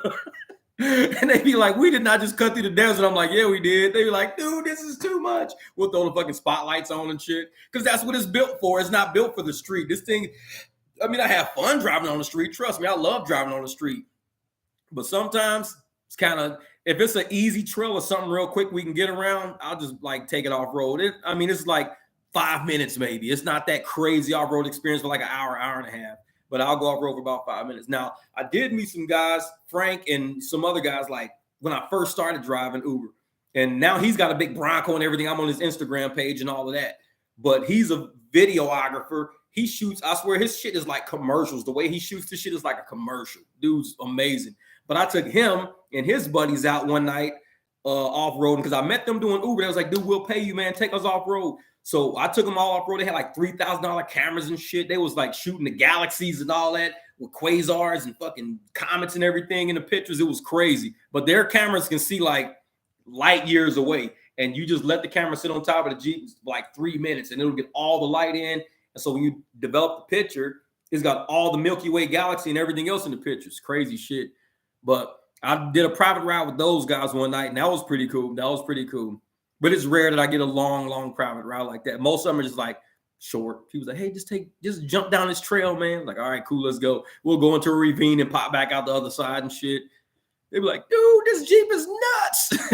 I'm like, I'm not worried about it getting stuck because I built it. I know exactly what this thing can do. So it's like, it's never been stuck. I've been off-roading in this thing for 3 years. It ain't got stuck yet. People get stuck and they call me, Jeff, can you come get me? I'm like, dude, I'm actually driving my BMW right now. I'm not even in my Jeep. I can't come help you. I'm sorry about that, but shit. Yeah, it'd be cars out there getting stuck out in the desert and they be like, dude, can you help? I'm like, I don't go down those trails, man. I'm too smart for that shit. I know what's down there.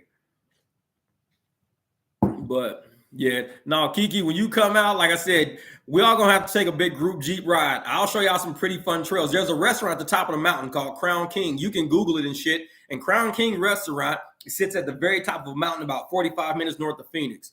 Well, that's where the exit is. Like you drive a little bit and you get off at the exit. You got to cut through this little town called Bumblebee. And then you take this huge like trail all up the mountain to the very top. And it's a restaurant up there. And there's a bunch of ATVs, four-wheelers, Jeeps. Everybody's up there eating and watching TV and just hanging out, talking about the trails and everything. But it's pretty cool. It's pretty cool.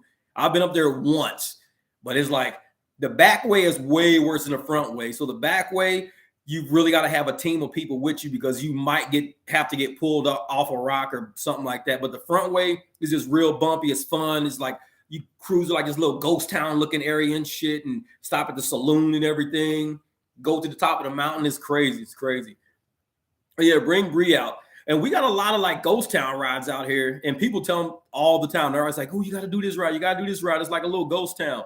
And it's like, seriously, it'd be like a ghost town you're riding through. I'm like, this is pretty damn scary, but some fun shit. A lot of canyons out here. Y'all might mess around and be like, we're going to go live in Arizona. Yeah. Because that's what I did when I first came out here. Oh, I loved it out here. I was coming out for corporate stuff all the time. And I was like, I got to live out here one day. I think I'm going to live out here. 2018, I ended up moving out here. Been here ever since. I'm like, dude, I don't think I can leave Arizona. This place is cool. But if rideshare dries up, shoot, I'm going to have to be doing something else out here. I think I'm going to have to, like I said, do this mechanic work again. I love building. So I can build like pool decks, patio decks, stuff like that. I can always do that because, I mean, I love to build stuff. It's like, it ain't nothing to me. Grab some saw, some wood, stain, put everything together, build decks all day. Make money doing that, whatever. And in Arizona, everybody wants a deck out back. So who's that?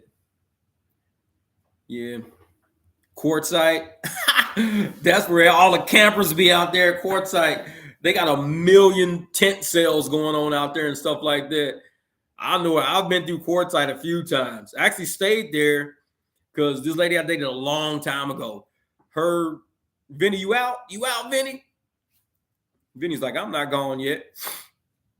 Oh, shit. That's right. You better go to sleep, Vinny, man. Shoot. All right, brother, be out, man. Thank you for monitoring the page and everything, moderating the page. Yeah. And that's what I was gonna say, Kiki. I went one time, of course, I was dating this lady, and her parents used to, no, it was her grandparents used to own one of the big trailer parks out there that everybody would park all the trailer parks at, park their trailers at, and stay all year. So we would go out there sometimes, just kind of stay, hang out, this and that, and then we go to the tents and go shopping the whole time.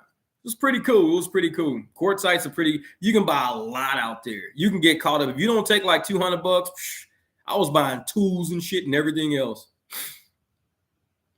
Yeah, he's a 9. Yeah, good. Oh, we're gonna have fun then. He's a kid. Hey, my son was 9 when he told me to buy this damn Jeep. I picked my son up from school in a Jeep. I was driving one day and he was like, Dad, you should buy this Jeep. I ended up buying it. Yep, that kids love that damn Jeep. He's 14 now, and he's like, man, and he wants that Jeep. He's like, ooh, I want your Jeep. All right, but good night, Miss Darling. Like I said, just hit me up on email or whatever, and just keep in touch. I'll be around. I usually check my email a few times a day, so I sleep most of the time during the day, but I'm up all night. So hit me up. I'll see you later, Miss Darling.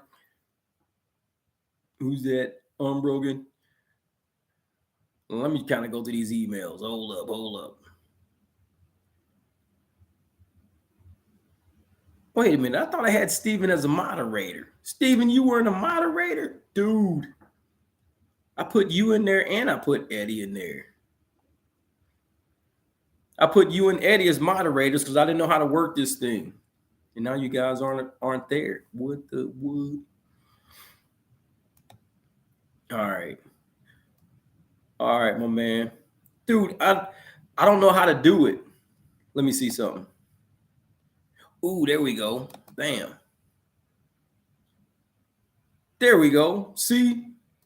Boop. Because that's the thing. Because I knew Steven, he's like a genius when it comes to electronics and everything. So I'm like, dude, whenever I do something like internet, Steven has to like help us out because he knows all the shit like the back of his hand. And I swear he was like one of the first people I added, but maybe I put the wrong person in there. Is somebody probably got a name close to yours as the moderator of my channel? Somebody go like, who the hell's Uber Jeep AZ? What the fuck? I'm a moderator for these guys. Like, shit. Yeah. But that's the thing I did, man. Yes, he's a genius though. And that's the thing. And he's got that. And I tell people like this, Steven started out with the Mercedes. He had his brother's Mercedes and he was renting off of his brother, whatever. And that's how we met because we were talking online back and forth about, upgraded rides and stuff like that. Dude had so much faith in himself. This is what I mean by people that have heart and know who the fuck they are.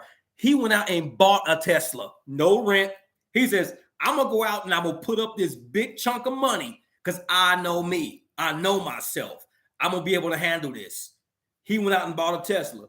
And when I see people make moves like that, you can't help but just appreciate their presence. It's like, dude, you got heart. You got heart, man. A lot of people don't have that kind of heart no more. They're sitting around waiting on something to be given to them. They don't just want to go out and go get it. When I see somebody going out to go get it, that shows me you got heart. You got heart. So I appreciate you doing that, man. That dry erase board was that.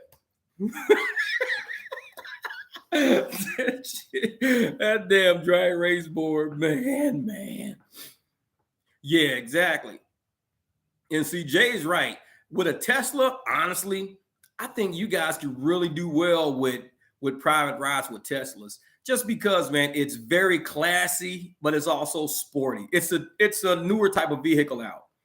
And a lot of people don't even, like me, I've never even rode in a Tesla before. I mean, I'm a car guy. I've never rode in a damn Tesla. These are really nice cars. They're like sport luxury class. And I'm like, you guys can charge a lot more than what you're getting. I think. But that's because I'm a car guy and I know what these cars are. It's more like an experience. It's not really a car. It's like an experience. And I'm like, people are paying for the experience of being in a Tesla. I would like to ride in one. I was going to try to ride in one of those Waymos one day. I was like, Like a self-driving car? Nah, let me drive it myself. Let me figure this shit out myself first. But yeah, that Tesla, man, I'm telling you, I've always looked at them. I've always liked them. I've always kind of like browsed around them and everything, but I just never got a chance to ride in one. And I know a few people that own one, but I just never have time to ride in one. But like you said, it's an experience. And that's what people are really looking for in life. It's something different, something that's genuine, something that's unique. And I think a Tesla is a very unique vehicle. It's you know, they get a lot of bad publicity because of Elon and the shit that Elon does. But he gonna do what he do. He ain't got shit to do with the car itself. He just, you know, owns stock in the company and everything like that. Yeah, the price is going down. I like that part about it because I like that Model X. Woo-hoo. Oh yeah, yep. No, night shift is right though, and that's why I tell people, man. You know, I made a video last year about, you know, just showing my BMW in different settings. You know, trying to increase I did a video just trying to increase my private driver market because I think that's the strongest market out there. Because as long as the rider knows that they're going to get a good car and a good driver, that's the perfect match. A good car with a bad driver is horrible. A good driver with a horrible car, horrible. But when you can match that up, dude, it's an experience. You're going to appreciate the drive there. You're going to appreciate taken to dinner, appreciate coming out, getting back in the car to going to dinner.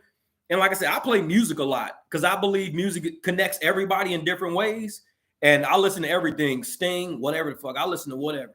And once you know, start connecting with people, especially in the car, you connect with people. It's not like you're giving somebody a ride. It's like a part of life. And that's just a part of life that y'all are sharing for that moment. And maybe y'all meet again. Maybe you won't. Who knows? But you're sharing a part of life. So at least make it enjoyable. Make it something that's not straining. Like I don't have strained meetings with people. It's always easy. People meet me and it's like motherfuckers riding with their best friend. They be like, damn, dude, you cool as a motherfucker. You want to kick it with us, man? We're going to go and play some darts and shit. That's just how we roll, man. It's like you meet somebody's energy, you just transferring energy back and forth. You can't look at yourself as, well, I'm your driver. You have to wear your seatbelt. Give a fuck if you wear your seatbelt or not. I really don't. But if you don't want to wear your seatbelt and you flip out the fucking car, that's on you. It's like, it ain't got shit to do with me because I'm wearing my seatbelt. But I ain't telling nobody else to wear theirs. Do it if you want to. Some drivers be like, we're not driving off until you put on your seatbelt. Like that, I'm already gone. Hey, put it on if you want to. He said, I'm not set up insurance. Oh, okay, cool. So you turned down requests on UberX because you don't not set up insurance wise?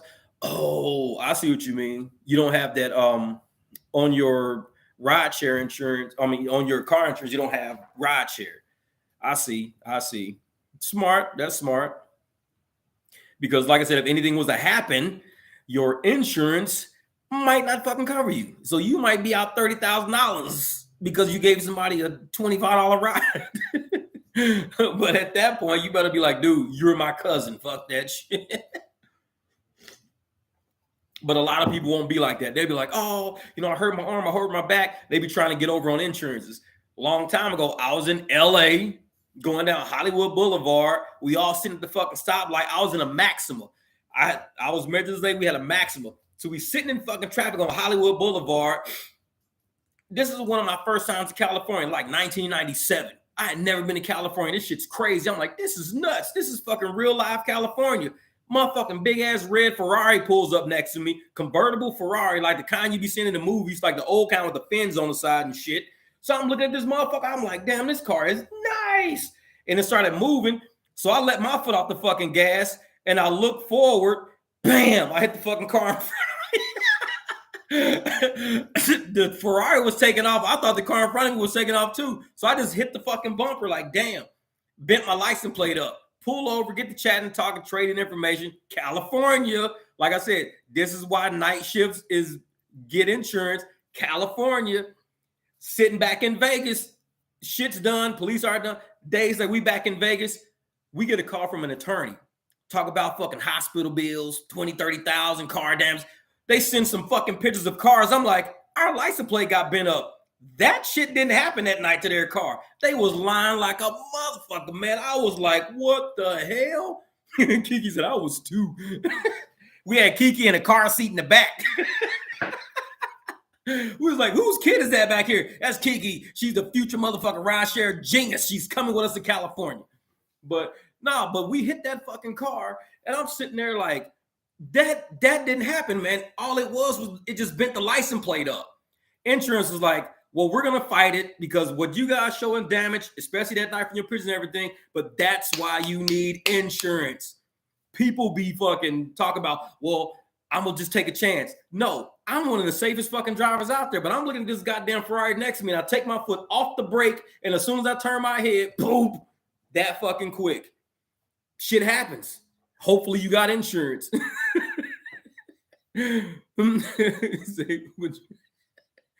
Oh, hell, she said, I was in rideshare training. Exactly. Rideshare training with Jay Watts. What not to do. Exactly. I don't take a chance. Like I tell people, I got several cars on my insurance. I pay like $470 a month on insurance, but I pay that shit happily because they cover my windshields, any fuck arounds out there, anything's gonna happen. I just gotta bust my ass every month to make sure I cover my insurance because that's the only thing that's gonna keep me from having a $50,000 fucking bill sitting in my mailbox. That little bitty $400. Keep paying that $400 because I'm not paying no $50,000. And people be skimping on insurance. I'm like, so I'm like night shift. That's how I am. If I don't have the insurance for it, I'm not messing with it. I don't want to take that. A lot of people be like, ooh, I'm just going, like the one lady who tried to do delivery and she didn't have delivery insurance or rideshare insurance. Now she's on the hook for 25 G's. Don't do it. It's not worth it. I mean, you out there delivering food and everything, people can back into you, hit you. You can just look this way and hit some. I mean, it's not worth the chance. It's a lot of activity in these parking lots and shit like that. It's not even worth it. Don't take the chance. And it's like, watching Rideshare Rodeo Steve. Hey, Jonathan, where'd you see that video at? Where is it? You see that the Rodeo Steve and Gary? I want to see that video. That shit. Hey, if Tony's got that video on his channel, I want to see that.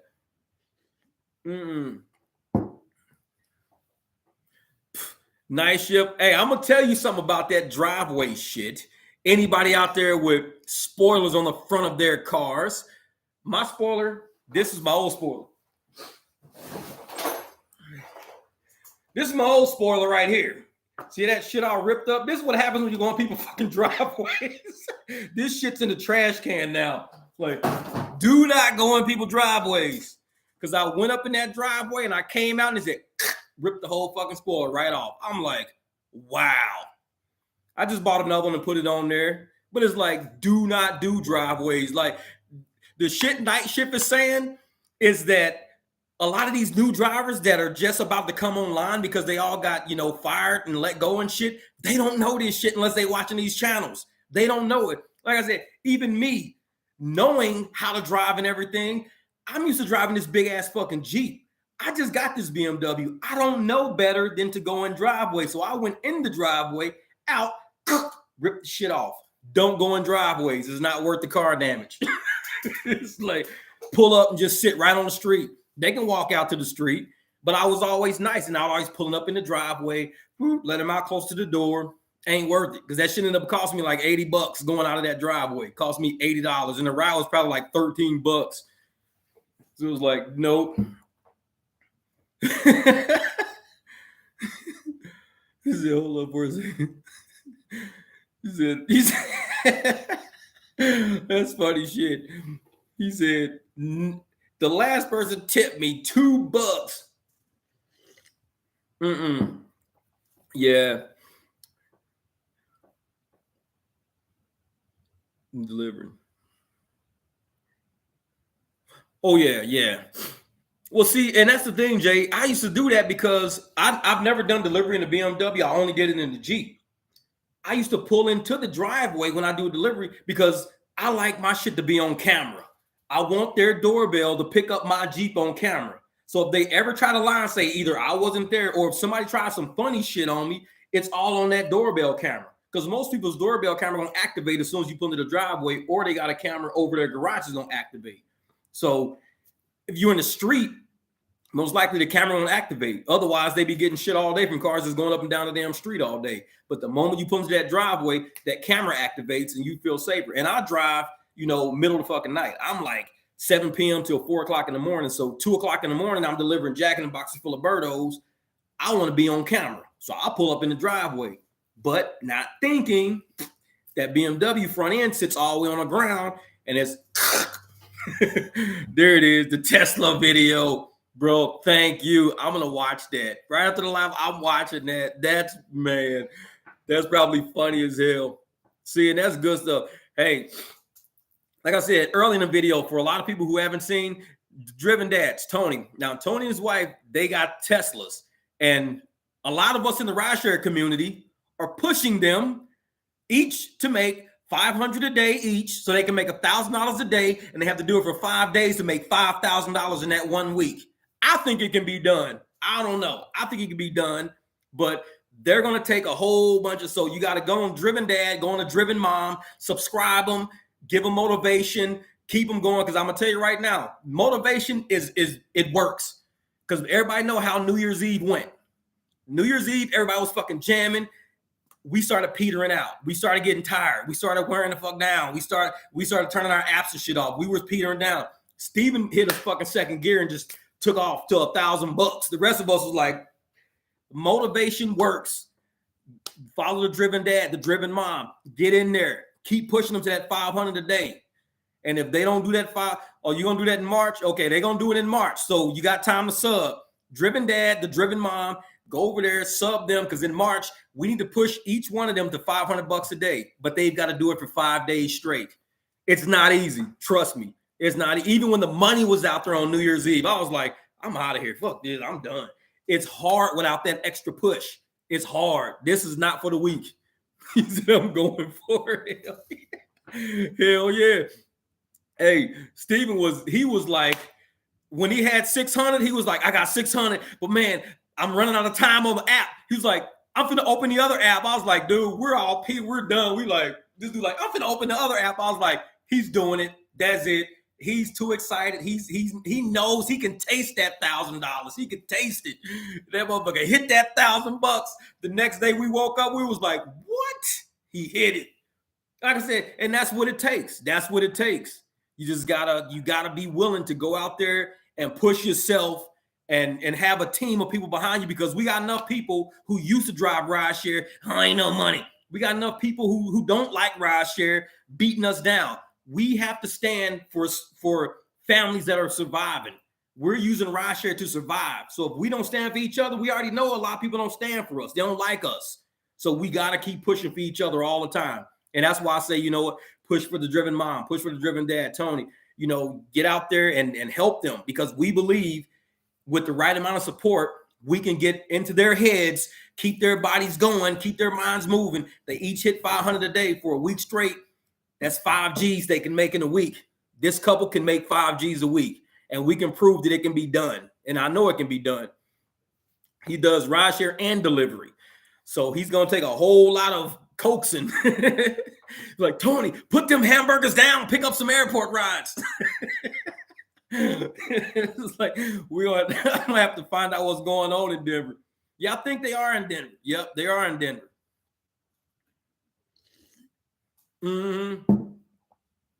You're right, Kiki. You're right, Kiki. They don't like us till they need us. That's it. Rideshare sucks. And I remember when I first, started my YouTube channel a long time ago, there was a lot of people out there that used to be on the channel, because I got rid of a lot of them, because I used to tell people, unsub my channel, because if you're here to start shit or you hate success, this channel is going to trigger you. You don't want to be on this channel. Because a lot of them, rideshare, you ain't doing nothing, but y'all just delivering damn pizzas. Y'all ain't making no money. Y'all ain't this and that. Y'all ain't doing it. Y'all only taking some people. Y'all not worth that much. I think we've proved our worth in the community. Because I guarantee, if we all just fucking stop driving tomorrow, a lot of people wouldn't get to work, wouldn't get to the hospital, wouldn't get to stores, wouldn't get to daycare. It would just dry up. These people wouldn't know what to do. Rideshare is a very integral part of the community. And not only that, I believe, just because of who I am, I believe we help the police out. Because if a criminal wants to do something, most likely they're going to do it when there's no cars coming down the street, when there's no cars in the area. The more rideshare drivers going up and down certain streets, these criminals ain't breaking in shit, because they're going to keep seeing headlights coming around the corner. So we're out 2 o'clock in the morning, 3 o'clock in the morning, basically patrolling communities and shit without even knowing we patrolling communities. Because these motherfuckers probably like, oh man, I'm gonna try to get into this car. But yet here we are coming around the corner. What they gonna do? Take off running? They don't want to deal with that. Yeah, exactly. Rideshare is terrible, blah, blah, blah. Calls an Uber drunk from a bar and orders a Big Mac at 3 a.m. That's real shit. That's real. Yep. And that's true, Steven, man. The same people saying that shit are still in their cars doing gig work. Yep. And right, Aaron, same thing. Tell them, come do a ride along with us one night. It's a lot of people that will say how they don't like rideshare, how they can't stand rideshare, this and that, but they're doing it. And I'm like, that don't make sense to me. How every day, that's like playing on a fucking football team that you want to lose. It's like you're on the field, and every time they throw you the ball, you just put your hands down so you get hit in the head with the fucking football. And it's like, why don't you just play? Why don't you, if you want to win, then you got to get out there and play the shit. You got to go out there and want it. You got to go win. You can't just sit around all day like, oh, we're not going to win. We ain't going to. No, go get the money. Go get it. Yeah, exactly. Keep the camera for deliveries. Yep. That's what I would do. Look at Aaron. Thanks, brother. I appreciate that, my man. Steven, all right, brother. Your first live is fire. I appreciate it, brother. I appreciate that, man. That's a mountain bike. This thing, actually, I was going to take it out to South Mountain. This is the Trail Boss. Whoops. I got to lean up. It don't have a kickstand on it.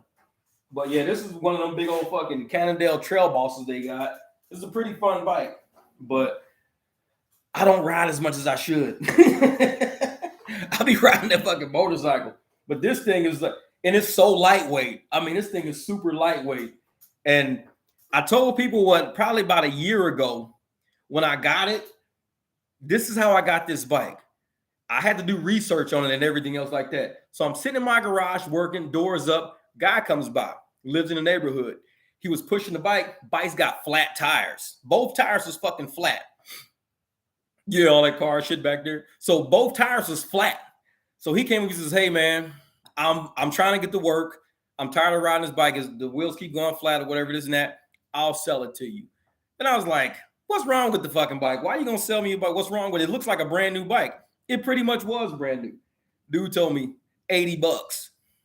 This is a Cannondale. He said 80. I said, that bike's stolen. He said, no, it's not. He's like, all the paperwork and everything. He says, this is my bike, man. So I'm just tired of it. I'm just trying to get to work. I don't want this. It's $80. I gave him $80. I entered the because they all got serial numbers. So I said, before I give you the money, so I put the serial number into the database and everything. It didn't come up stolen. So it was a legit bike, legit serial number, went exactly to this bike and everything. He said, I'll bring you back the receipts and everything showing you that I bought it. I said, you don't got to because I already entered all the information to the website already. I know it's not a stolen bike. Otherwise, it would have been reported. Nobody lets a Cannondale just walk out their fucking garage. So I've had it for about a year, just riding shit around the neighborhood. I haven't even taken it on trails yet, but it's a badass bike. I love it, man.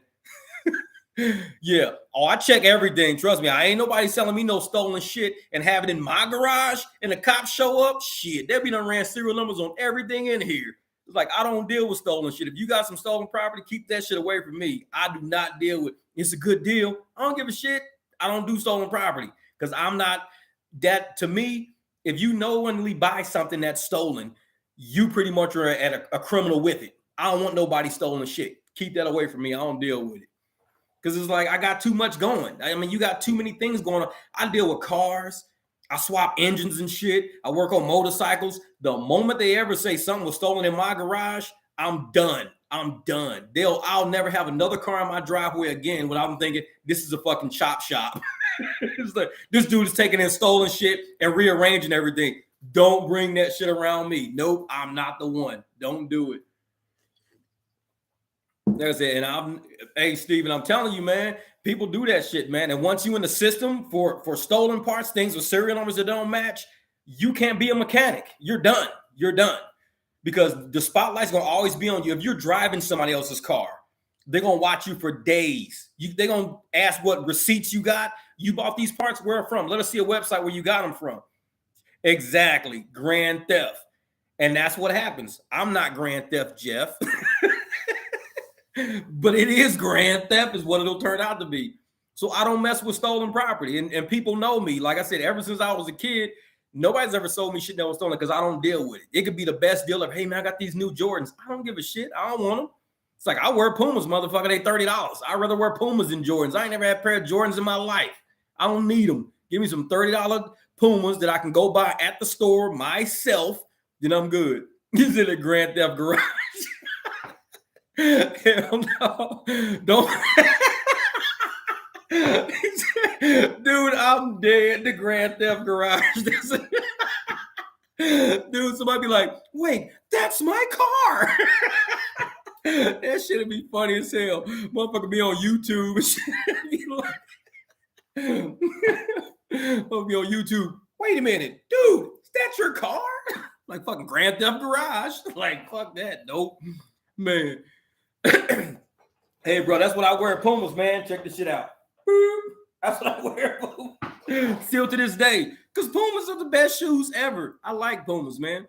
I got a couple of pair of Chucks, but I like Pumas. I don't know what it is, man. Pumas has always been cool. Since the days of LL Cool J, Pumas been cool. It was like, now Pumas are finally making a comeback and people are wearing Pumas. And I'm like, dude, I've been on that shit. Y'all late. Got to get some Pumas, man.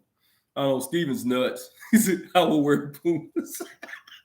Give me some 30. And these Pumas only cost me like, shit, $40 at TJ Maxx. And I had these motherfuckers for a while.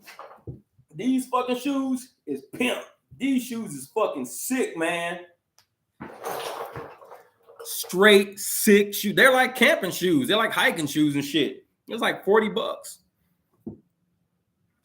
Yeah, that's the thing, though. I got to wear shoes that can get water on them wet because I'm always washing my cars and shit all the time. You get leather shoes wet all the time, they're going to smell like wet leather. These are like canvasy shoes, waterproof shoes. These are all these running shoes. I know, for real. Yeah. Burlington Coat Factory, TJ Maxx, Marshall. These are rideshare special stores. I even tell motherfuckers, I go to the Goodwill because I give to the Goodwill. So I know the Goodwill got good shit because I give to the Goodwill. I used to give motherfuckers suits. Like I would have suits from corporate America, nice ass suits, but I outgrown.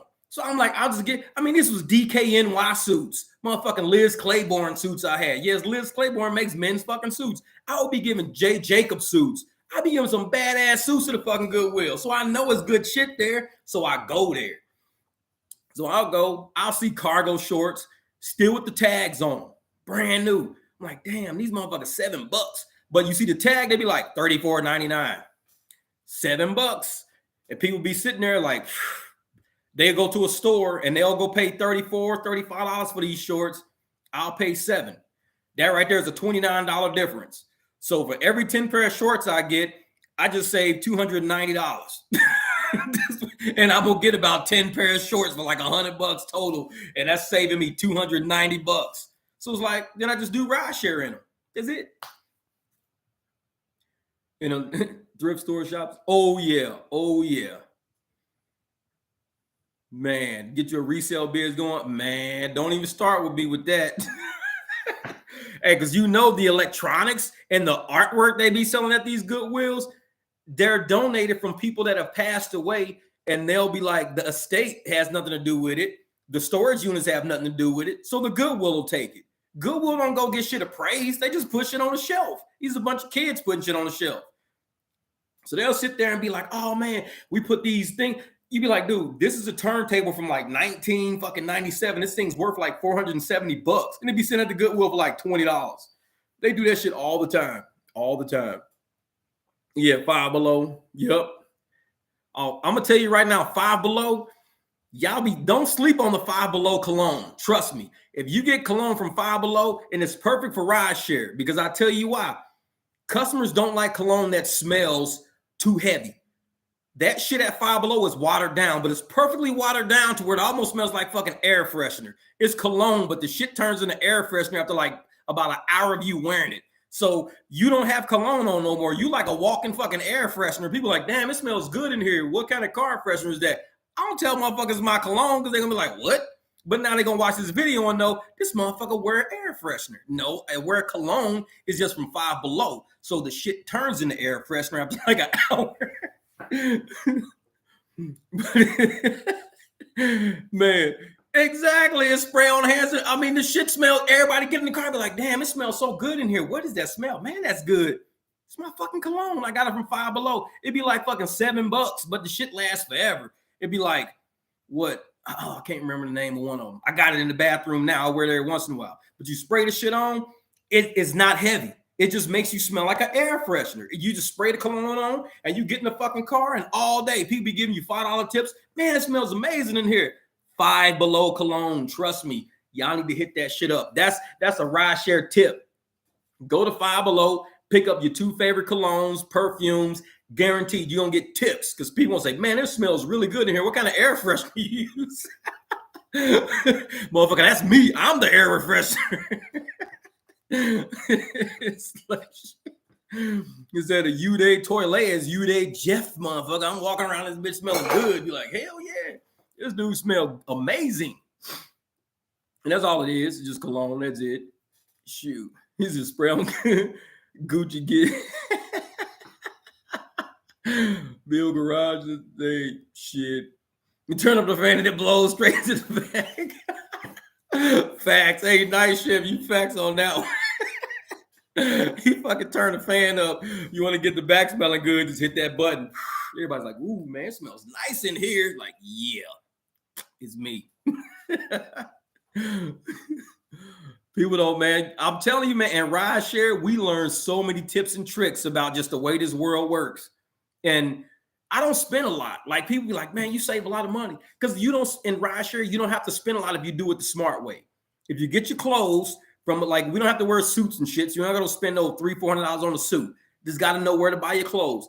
And they're brand new clothes. Get them from Goodwill, TJ Maxx, Brown & Co. Factory.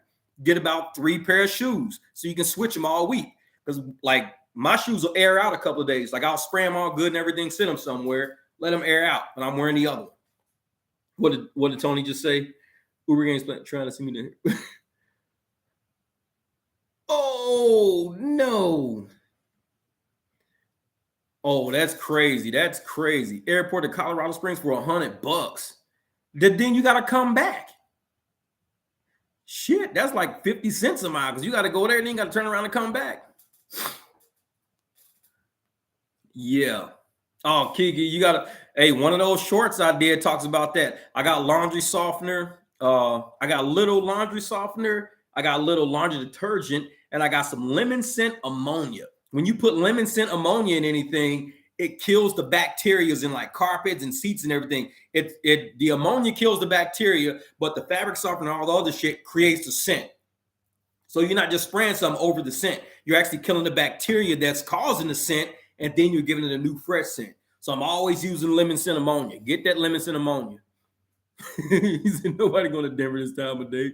Jeez, dude, they about to send you out there. Man. But hey, guess what? The new drivers, the ones who just got laid off, would take that shit. And when they get way out there, they realize that they got to put that $100 in their tank to get back. It'll be like, I just made $30 in about 3 hours. Exactly. It's like, and that's the thing. We already hip to that. So hopefully these new drivers that are out there start watching some of these channels that we know what we're talking about. Watch some of these channels so you can save your money, so you're not played. Save it, don't play it. That's what it is. It has no upfront details. Yeah. You end up getting farther away. You be like, oh, I'm going to take this trip. You end up going farther away. It'd be like 8 o'clock in the morning. I hear a knock at the door. I look out. I see a Tesla in the driveway. Tony. Yeah, man, they kept fucking sending me further and further. What the fuck you doing in Phoenix, man? They ain't got no upfront details. Like, dude, fuck that. What are you doing in Phoenix? I kept taking the trip. Ain't no upfront details. It's like, Jesus, Tony. They sent it to me a third time. Nope. No, Tony's a smart driver.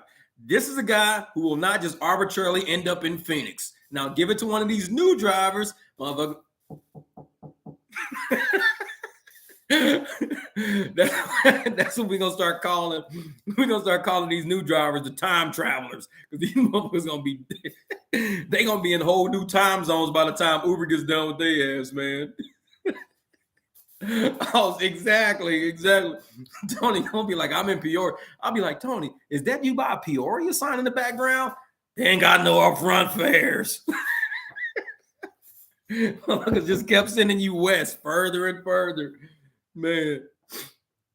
See, I'm dead. Oh yeah, 3K. Hey, somebody just did it for like 600 from Denver to California, $600. No, night shift. That's what. Hey, I used to do that when I first started, man. That's how I learned the area, because I moved here in 2018, started driving in 2019. The only way I really learned Phoenix was by doing rideshare. But like I said, I was wasting a ton of fucking gas because I didn't know what I was doing, but I learned the areas. I ended up in Tucson, 100 miles south a few times. Ended up in Cottonwood once. Cottonwood's 2 hours north of Phoenix, 2 hours north up the fucking highway, because I didn't know what I was doing. So I learned this whole area, what not to take, what to take. When you see something saying Fountain Hills, make sure if you go to Fountain Hills, it's in the middle of the day, not the middle of the night. If you go in the middle of the night, you're not getting a ride back. And Fountain Hills is always 45 minutes from everything else. You ain't getting a ride back.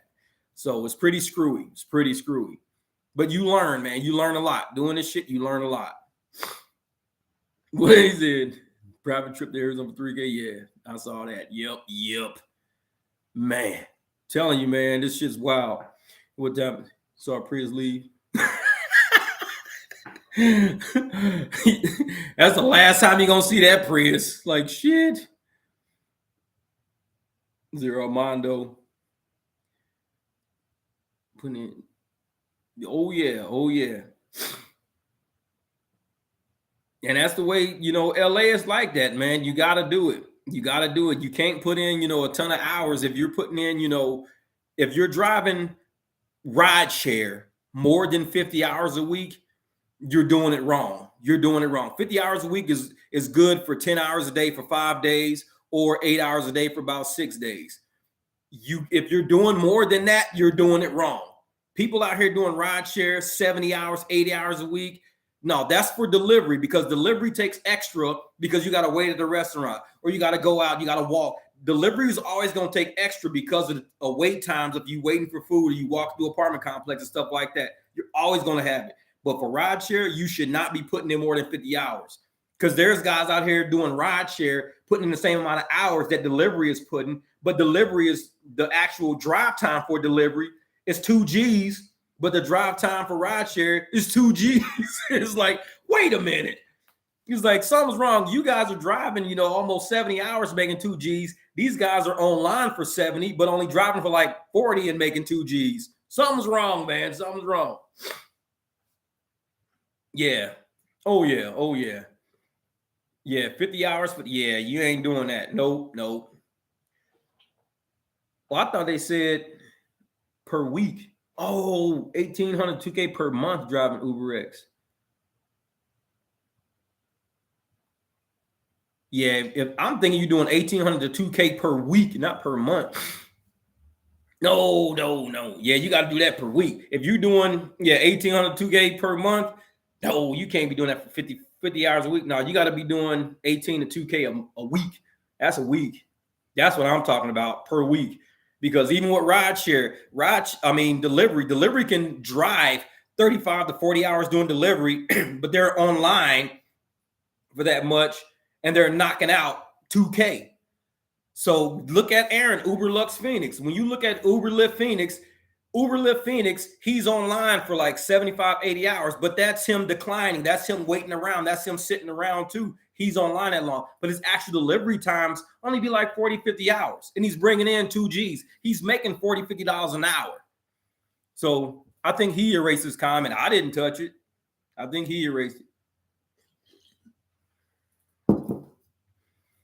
Yeah, I think Armando erased it. But it's cool though, Armando, because the fact that you even put that on there, maybe you helped yourself, because you're on here with a whole bunch of smart drivers now.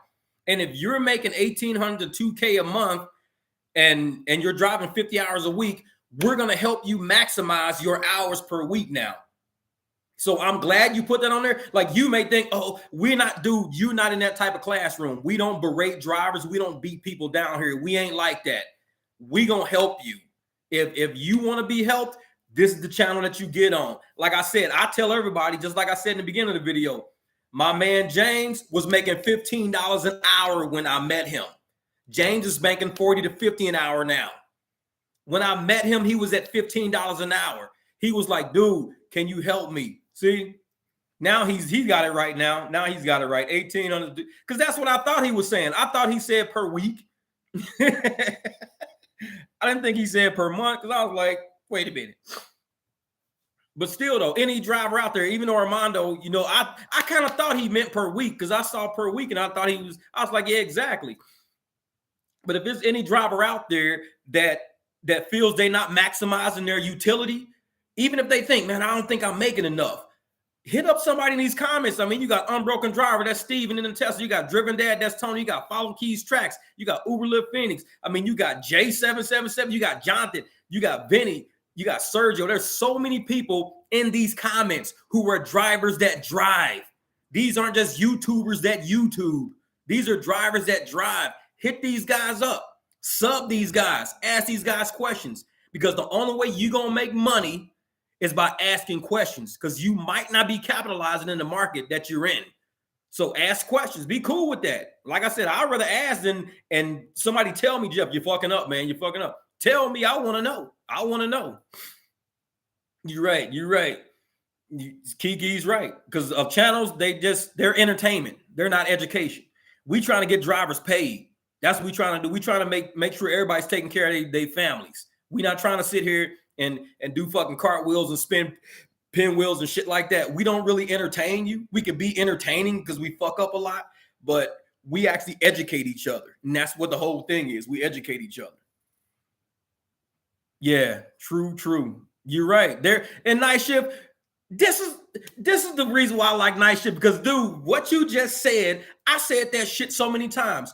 Why in the hell does Uber and Lyft and Uber Eats and DoorDash, they get these damn drivers, they make them watch 2 or 3 videos, and they put their ass in a professional ass atmosphere of rideshare. Rideshare is a profession. They're taking motherfuckers, it's like, who ain't never dribbled a fucking basketball and saying, we want you to play against Jordan today, play against LeBron James today. That shit out there. Now, we're not LeBron James, but the industry is LeBron James. The market is LeBron James. The way you can get fucked over is LeBron James. That shit's crazy out there. So if you ain't never dribbled a basketball before and we just throw your ass on the court with the most professional motherfucker out there, you're not going to win. You're not going to win. And that's what Uber and Lyft does. They take these new drivers and they throw their ass right on the court. Be like, hey, you're in next. I ain't never dribbled a basketball. Don't fucking worry about it. You'll figure it out. You down by like 80 fucking points now. And it's still the first quarter. It's like, you ain't figuring it out fast enough. You're going to lose this game.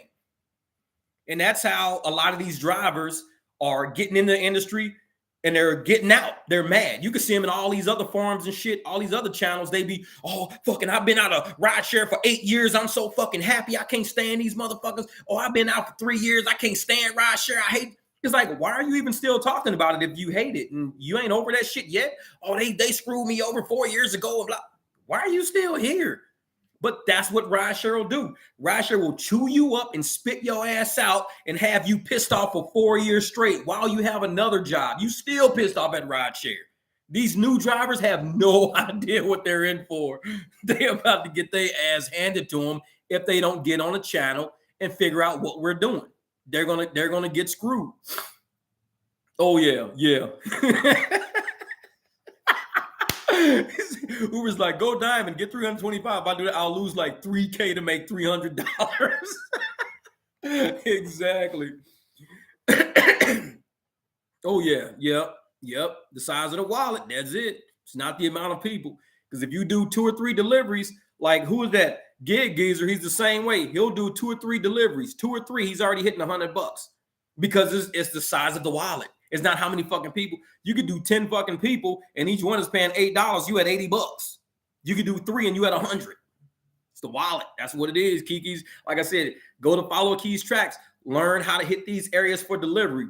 The girl knows her shit. She tells you exactly how to vet an area to maximize your deliveries. Because if you're not vetting the area right, you ain't making the right amount of money. Oh yeah. Then they have to come back to it. Oh yeah, yeah. See, there you go, Tony. See, that's the thing. Tony's got it right. 3 deliveries at $90. That's a lot of declining. Trust me. They didn't send him 3 deliveries at $30 a piece. They didn't do that. He made that happen. New drivers don't understand. When you sub channels like The Driven Dad, you will see how to make shit happen. They didn't send him that. He made that happen.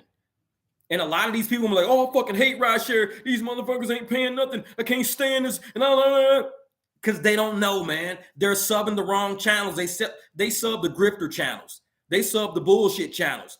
They're not subbing the channels that's saying, hey, this is how I make my money. I'm not your enemy. The enemy is the app. The app that's fucking us all over. That's the enemy. So we got to keep declining the bullshit, work together as a team. Don't just work together as a team when it's time to go get fucking popsicle sticks and poster boards and be outside fucking marching and shit. That's the wrong time to be a team. We need to be a team right now. This is the time to be a team. Be the money team. Let's go get this fucking, like Sergio, you say that shit, team money or money team or something like that. Show me the money. That's it. Show me the money. I love that. Show me the money team. When Sergio told me that, I first met Sergio, he was like, show me the money club. I was like, I like this dude because he ain't no bullshit. He straight up, after every comment, he would be like, welcome to Show Me the Money.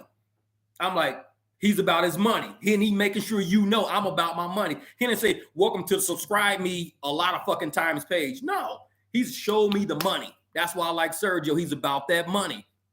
This is a business. That's all it is. This is a business. Oh, yeah, the bonus zone from Sergio. Yeah. And see, that's the thing, man. A lot of us know the same people. Like, you know Sergio, I know Sergio, Vinny knows Sergio. Everybody knows. Our brains are all collective. We're all transferring the same information from the same people. We're all in the same pool. That's why I say it's not a lot of us, dude. It's not. We are the 300. We're a small ass fucking army going against big ass corporations, and we still making this money, still making it. And a lot of people walking around, oh, ain't no money in rideshare. This is bullshit. I'm going to find a regular job.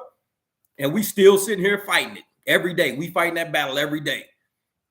But this is what it takes to make it, though. It takes, people like us, the fact that we all know each other and we've all affiliated with each other in different pages, but all the pages we're affiliated with were on successful pages. It wasn't the bullshit pages, not the fringe fucking, grifter fucking page. We don't affiliate on those. We go to the money pages. We go support each other in what we do. And that's how we're going to make it. I'm not telling nobody to turn your app off and sit at home and not pay your fucking bills because that does you no good. It does me no good. It does nobody no good. So I'm going to tell you what not to accept, what bullshit to not deal with, and to go out and get this money. That's what we're going to do. And who's that? Armando? Oh, yeah. Oh, yeah. See, there it is. There it is. That Corolla, the low over it. See, and that's what I'm talking about, man. We just went over this about expenses, minimizing your expenses, low overhead. We was just talking about that, Armando, about how I like to work on my own cars and do my own shit because I like to keep my overhead low. When you get a car and you can keep overhead low, I had to stop driving that fucking Jeep because the gas was running me too high. The gas was more expensive than me just buying another fucking car. That's how bad my overhead was getting. Gas prices went through the roof. My overhead was too high. You got to get a low overhead car. Put yourself in a position to minimize your expenses. And the fact that you said that and you say you making $1,800 to $2,000 a week driving 50 fucking hours in a low overhead car, you're making all profit. Nobody can ever say, oh, ain't no money in rideshare. No, there's got to be fucking brains in rideshare in order for there to be money in rideshare. There's money in rideshare when there's brains involved. If brains are not involved, the first thing you're going to say, oh, there's no money in rideshare. That motherfucker's not thinking. You know that right off the bat. That motherfucker's not thinking. Because there's a lot of smart people who you see in these channels, and they're making fucking bank. They're covering their bills. They're buying fucking, shit for their kids. I just did my kid's birthday party, and they still didn't miss a fucking beat. So there's money in rideshare, but there has to be intelligent people in rideshare too. That's the sad part. There's got to be intelligent people. And see, yep, Follow Key was like that. She said she hesitated to do in car life at first, and she was like, fuck that. Then she decided to do it. Yeah. $80 to $100 there in gas. Oh yeah. That was that Mercedes. Oh, that G37. Yeah, that G37's that's a gas hog. That's a fast car though, man. That's the thing. The faster the car, that them fuel injectors are providing a lot of fuel. You got, high velocity fuel injectors where they're giving, 40 pounds an hour, 36 pounds an hour, shit like that. That's how much gas they're kicking out an hour. And even I got some injectors in here that's 55 pounds an hour that goes to a big ass Gladiator. There's like, you don't want to put injectors like that in your car if you're doing rideshare. 55 pounds an hour worth of gas, that's a lot of fucking gas. You want to get as low as you can go and still have that good enough power to go somewhere. But if you're running, 24 pounds, 30 pounds an hour, you're pretty good. Once you up in the 50s and shit, yeah, you're going to be draining some fucking gas. So fuel injectors make a big difference. And you can always swap your fuel injectors out. I mean, I swap mine all the time. You can swap them out, put smaller ones in. You can go to a shop, get it retuned. They'll retune it and you'll get better gas mileage. You say, shit, you just saved all that fucking money. It's like, I got smaller fuel injectors and I got my car retuned for smaller fuel injectors. That's it. Oh, yeah. The C-Max. Oh, yeah. That's a good car right there. And see, that's the thing. A lot of people don't know, like I said, about these cars. They don't understand how much money these cars generate. These are business machines we're using.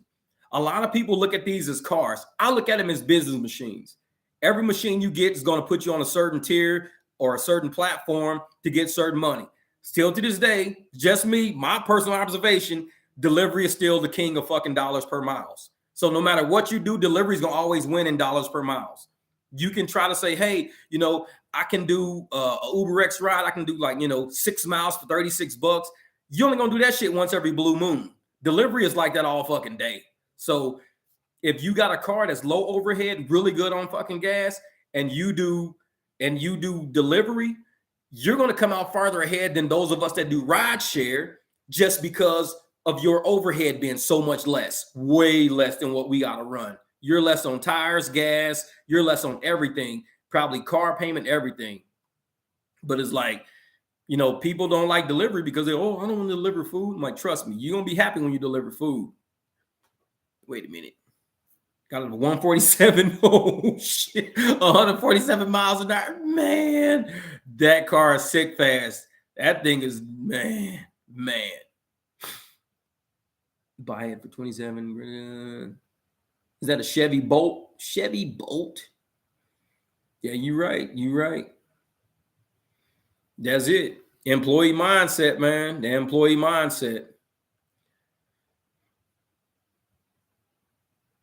Oh, yeah. It's all low-paying trips. They need to start taking the bus. That's facts, all facts. But see, and that's the thing, though, man. It's with the employee mindset that people have in this game, they don't think they're worth more. They don't think they're worth what they think they're worth. They think they're worth what somebody tells them they're worth. If Uber says, hey, we're going to send you this many trips and we're going to make sure you're making $15 to $20 an hour, you're worth more than that. Trust me, you're worth about 40 to 50 an hour. And I know you're worth 40 to 50 an hour because I know what these fucking streets have out there. And these streets are way worse than $15 an hour. But anybody who's willing to settle for that shit, the app's going to put them at that. You got to say, I'm better than that. I'm better than that. I'm better than that. Know your worth. Employee mindset is like, they're only paying me $15 an hour. They're only paying me. No, that's what you're taking. That's what you're accepting. You're telling yourself you're worth that much. Employee mindset. That's all that is.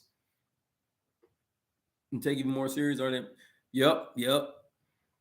Oh, see, Jay, and this is what you can do, Jay. If you start getting LLCs and shit like that, limited liabilities, you can start getting other vehicles and renting out those other vehicles. James, my buddy on here that, he was making 15 an hour. Now he's making like 40 an hour. James rents a car from somebody who used to do ride share. So he don't rent a car from the rental car places. He rents the car. So the guy has his LLC. His LLC has the insurance on the car and has James listed as the driver of the car under the LLC. So this dude is making about $1,000 a month off of that car that he probably owns. So just think, and James is driving around doing whatever. If it needs fuel or gas or whatever, or gas or tires, he'll do it. James works both apps But not only that, he has no personal miles. He can do private rides and everything because he rents it from a guy who used to do rideshare. All the guy did was put it on his S Corp, his corporation, and he put James as a driver for the corporation.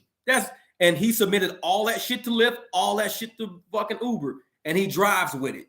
He's been driving with it for what, weeks now. He had a Lyft. He rented a car through Lyft. An ASU student hit him. Lyft wouldn't give him another car. Lyft said, we're not going to give you another car.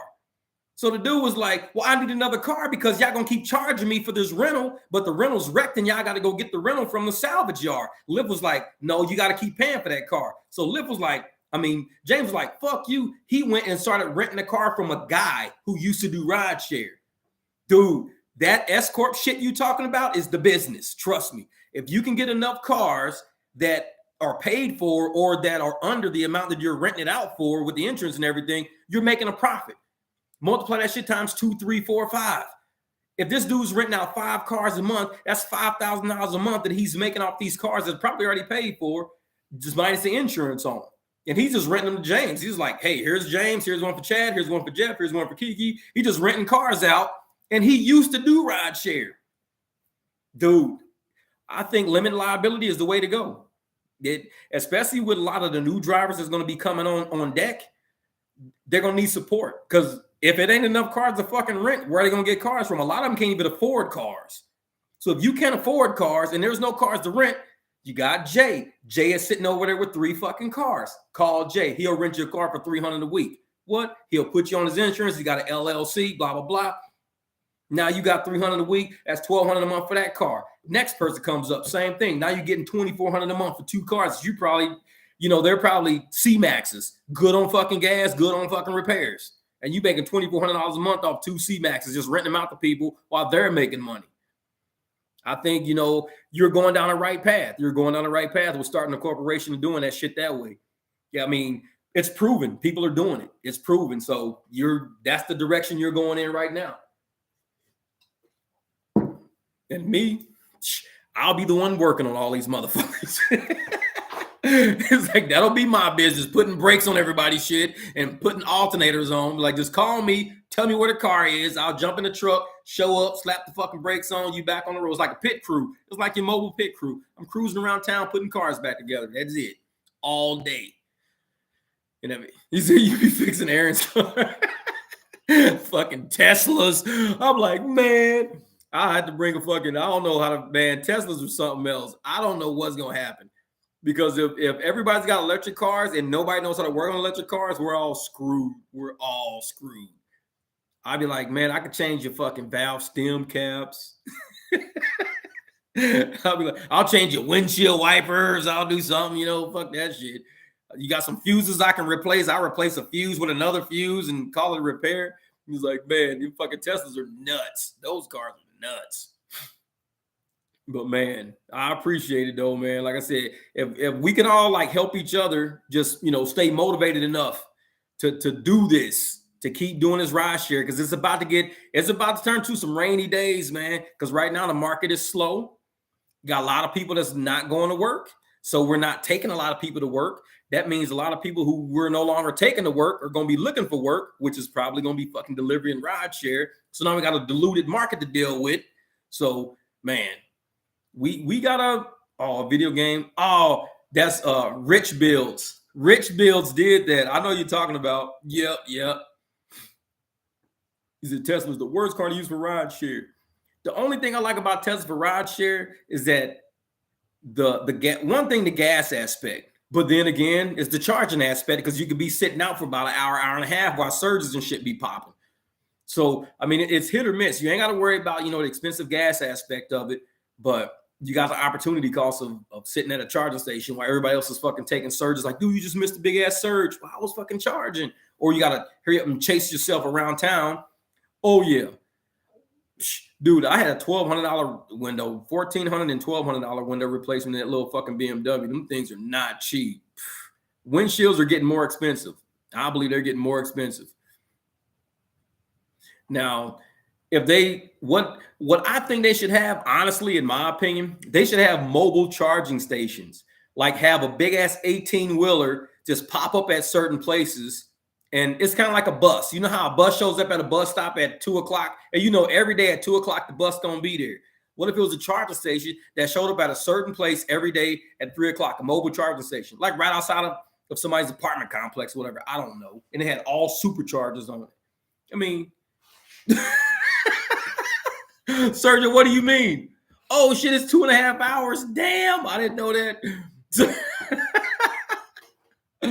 Oh yeah, this is almost a 3-hour live stream. Yeah, I think I better start like cutting this shit short or something, man. This is getting a little extra. Holy shit. But yeah.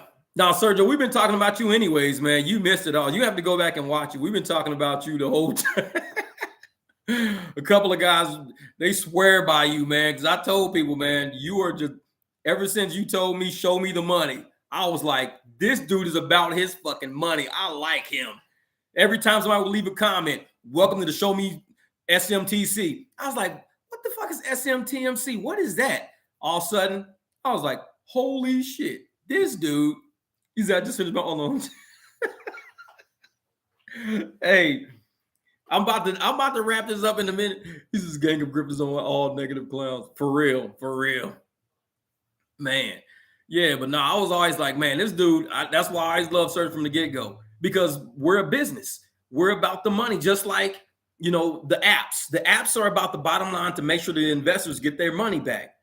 We got to be the same way. We can't be doing this shit for the love of the game. Oh, I just love driving because I love driving. Well, here, take this $4 fucking ride since you love it so much. No, I don't love it that much. I do love to make money too. So, you know what? Make it fair. Give me, if you guys are taking $18 on that, give me at least $10, you know, $9, $10, something like that. Don't give me $4. It's like, I don't love driving that much. It's like, that part. Well, see, and this is what I think about the strike, what pisses me off, because let's say, first off, we're all independent contractors. We know that shit, and it's not a fucking rocket science. We're all independent contractors. Now, just like teachers, let's say if teachers in Chicago were pissed off, they weren't getting paid a lot. So they said, we're going on fucking strike. So the teachers in Chicago go on strike. Do you really think the teachers in Georgia and Florida are going to go on strike the same fucking time just because the teachers in Chicago's ain't getting money? The teachers in Florida getting fucking paid. Teachers in California getting paid. The teachers in Georgia getting paid. So why are the only ones the teachers in Chicago going on strike? Because they're upset at their market. They're upset at what's going on with their independent market. Some of our markets, we handle it. We handle it by declining shit. Hey, quit sending me bullshit. I know this market. Stop sending me bullshit. Just because one market decides to go on strike don't mean all markets should go on strike. Otherwise, every time, like I said, a school teacher go on strike, every fucking school across America is going on strike. Oh, Chicago's going on strike again. Oh, shit, up in Oregon, we better get ready to go on strike because Chicago people are going on strike. Oh, shit, here we are in Colorado. The teachers in Chicago are going on strike. Colorado teachers better be ready to go on strike. They'll be like, what the fuck does the Colorado teachers got to do with us? We're in totally different districts and states. It's like, they got to get this shit organized. You can't just arbitrarily call some fucking worldwide strike. This shit don't affect all of us because it won't affect all of us. And plus, you got people who just are not strike capable. They're just not. They gonna sit up there and not be able to pay their rent. They got $300 to make over the next 2 or 3 days, and you just so happen to postpone. Say, hey, today we're going on fucking strike. Motherfucker, I gotta make $300. My rent's due in 3 days. I gotta make $300. I can't go on strike with y'all. You're gonna run to that all the time. This is a very unorganized, anger-ridden, ill-timed. They trying to use this whole, we're doing it for the benefit of society. The fuck you are. You haven't even checked with everybody's bills yet. Don't fucking go try to use that bullshit. Oh, we're doing it for everybody. The fuck you are. Because you need to check with everybody if you're doing it for everybody. You need to have everybody raise their fucking hand and say, hey, who's all in favor? Who's all not in favor? You can't just arbitrarily, randomly fucking get on the internet. Hey, y'all, we're going to strike this day. Who the fuck are you? Motherfucker, your name ain't on my mortgage. Who the fuck are you? It's like you don't just arbitrate, and then you get mad at motherfuckers that want to work and make money. How is that even possible? We all out here to make money. So how are you going to get mad at motherfuckers that's making money, which is the point of what we're doing, and we're actually making good fucking money. But you want to sit up there and be like, you're not going on strike, so you're not one of us. You goddamn right I'm not one of y'all, because I'm successful at this shit and y'all are failures at this shit. We are not the same. So if you want to be successful at this shit, get on my channel. Find out how to be successful at this shit. And if you think there is no way you can be successful at this shit, be done. Go. You're done. Be done. Because if you cannot be successful at it and you got it in your head you can't be, then you're wasting my fucking time. Because I know I can be successful at it. That's just how I roll, man. I just keep it real sometimes. This is how I roll, man. And these motherfuckers need to understand I'm not, what's up, Necro? Man, but that's how I roll, though, man. I tell motherfuckers, man, it's like, if you don't even believe in your fucking self and you don't believe that the system that we got in front of us is designed for your success at no level of this fucking shit, you are not in control of your levels. You think somebody else controls your success because you don't control your success, then you are out of fucking control. I am in control of my success, in control of my failure. You are out of fucking control and you out of your fucking league if you're going to walk in my shit saying, Jeff, do what we say do. I don't know you like that. Doubt it. I don't know you like that. So until you can take control of your own responsibility, be accountable for your own failures, be accountable for your own success, you don't come to some other grown-ass fucking man with a mortgage and tell me to do what you do. You don't even believe in what the fuck you do. You don't even know if you can succeed in this shit or not. So don't tell me you need to fucking go on strike with us. I don't fucking know you like that. For real, I don't. Either you want to be cool with me in success and we all be successful together, but don't come around me and fucking failure saying, Jeff, hey, come fail with us. No, doubt it. Oh, thanks, Necro, my man. I appreciate that, brother. I appreciate that. Real talk, man. Hey, Steve said, that's a clip. Right, Armando. Taking control, brother. Cherry picking. Hey, Necro, I'm trying to be that, man. Hey, I'm trying to be that lion out here because it's a jungle out here, brother. It's a jungle out here. And we know it. And these apps going to keep pushing us to that limit. But we got to, like Armando said, we got to fight back. Deny it. Do smart rides.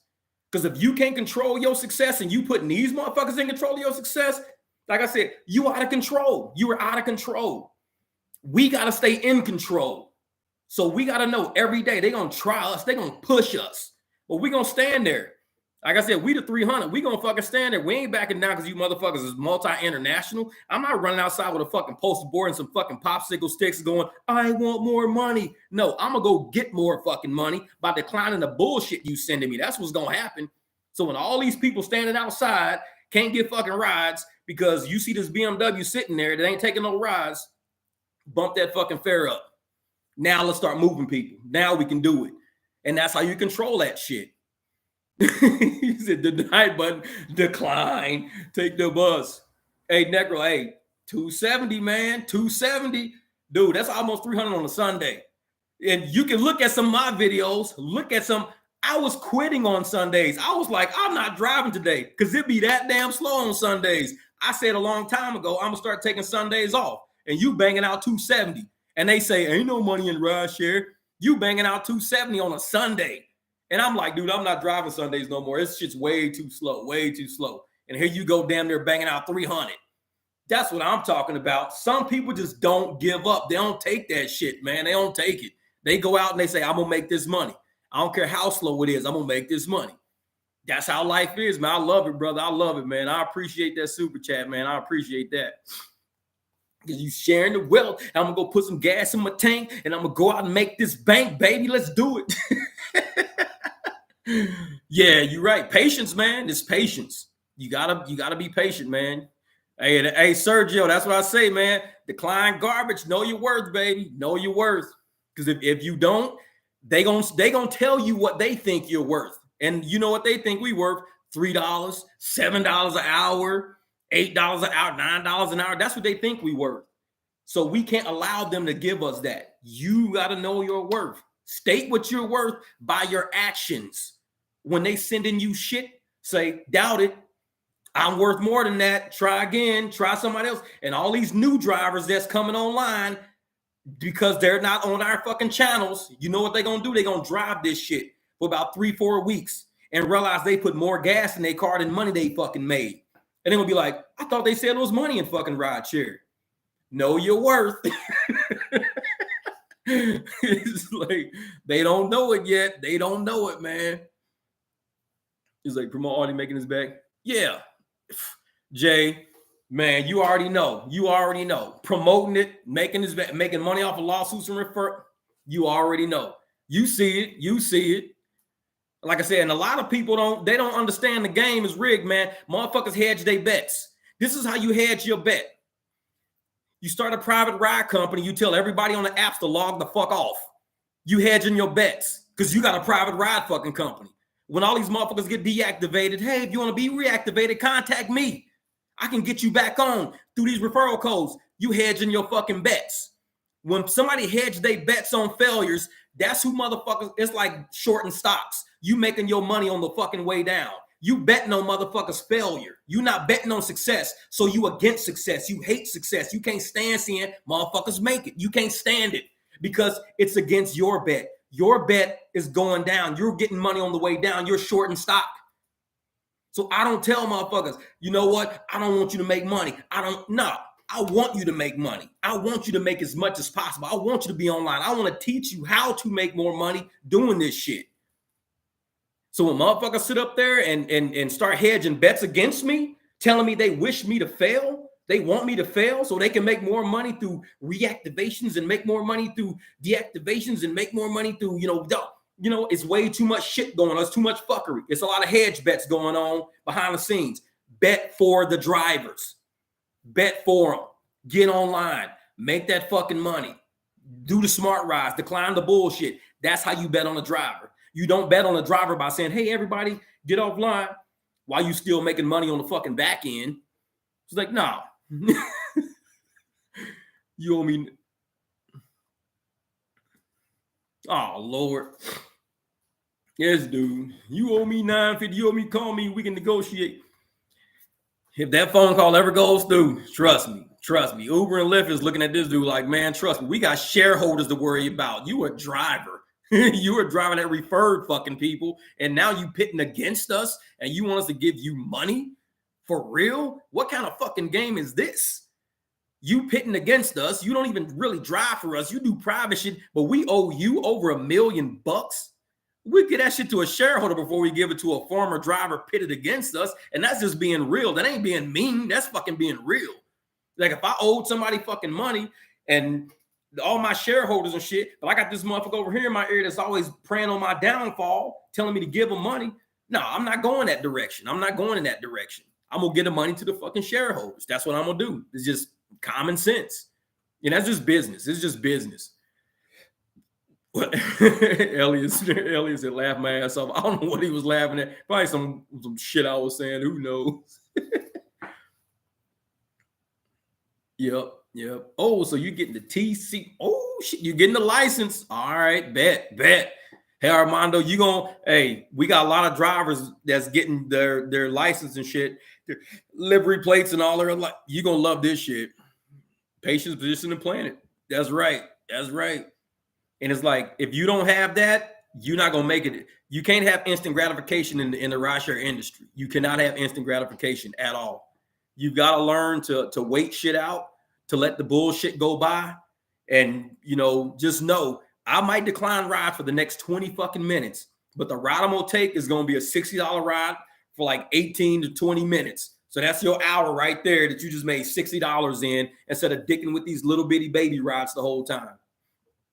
So you just got to, like I said, you got to play it smart. Patience, man. Patience. You got to play it smart. And a lot of, like I said, I appreciate a lot of the drivers that people see in these comments. And I say this shit on videos. It's not me that makes this channel fucking work. It's the fact that successful drivers who are successful in their markets come to channels that allow them to preach that success. Any other channel any of us go to, we're going to get downplayed the moment we get on the fucking channel. Oh, I made this. Oh, well, your car's going to fucking explode tomorrow. Oh, you're going to be deactivated in 2 fucking weeks. Oh, they did. There's no outlets anywhere on fucking YouTube for success to help other people learn this fucking method. Everywhere we go, we get shut out because it's a loser's market. A lot of people out there are losers and they just don't want to fucking admit it. It's like, hey, you can start any company in this country. 100% of them will not make it.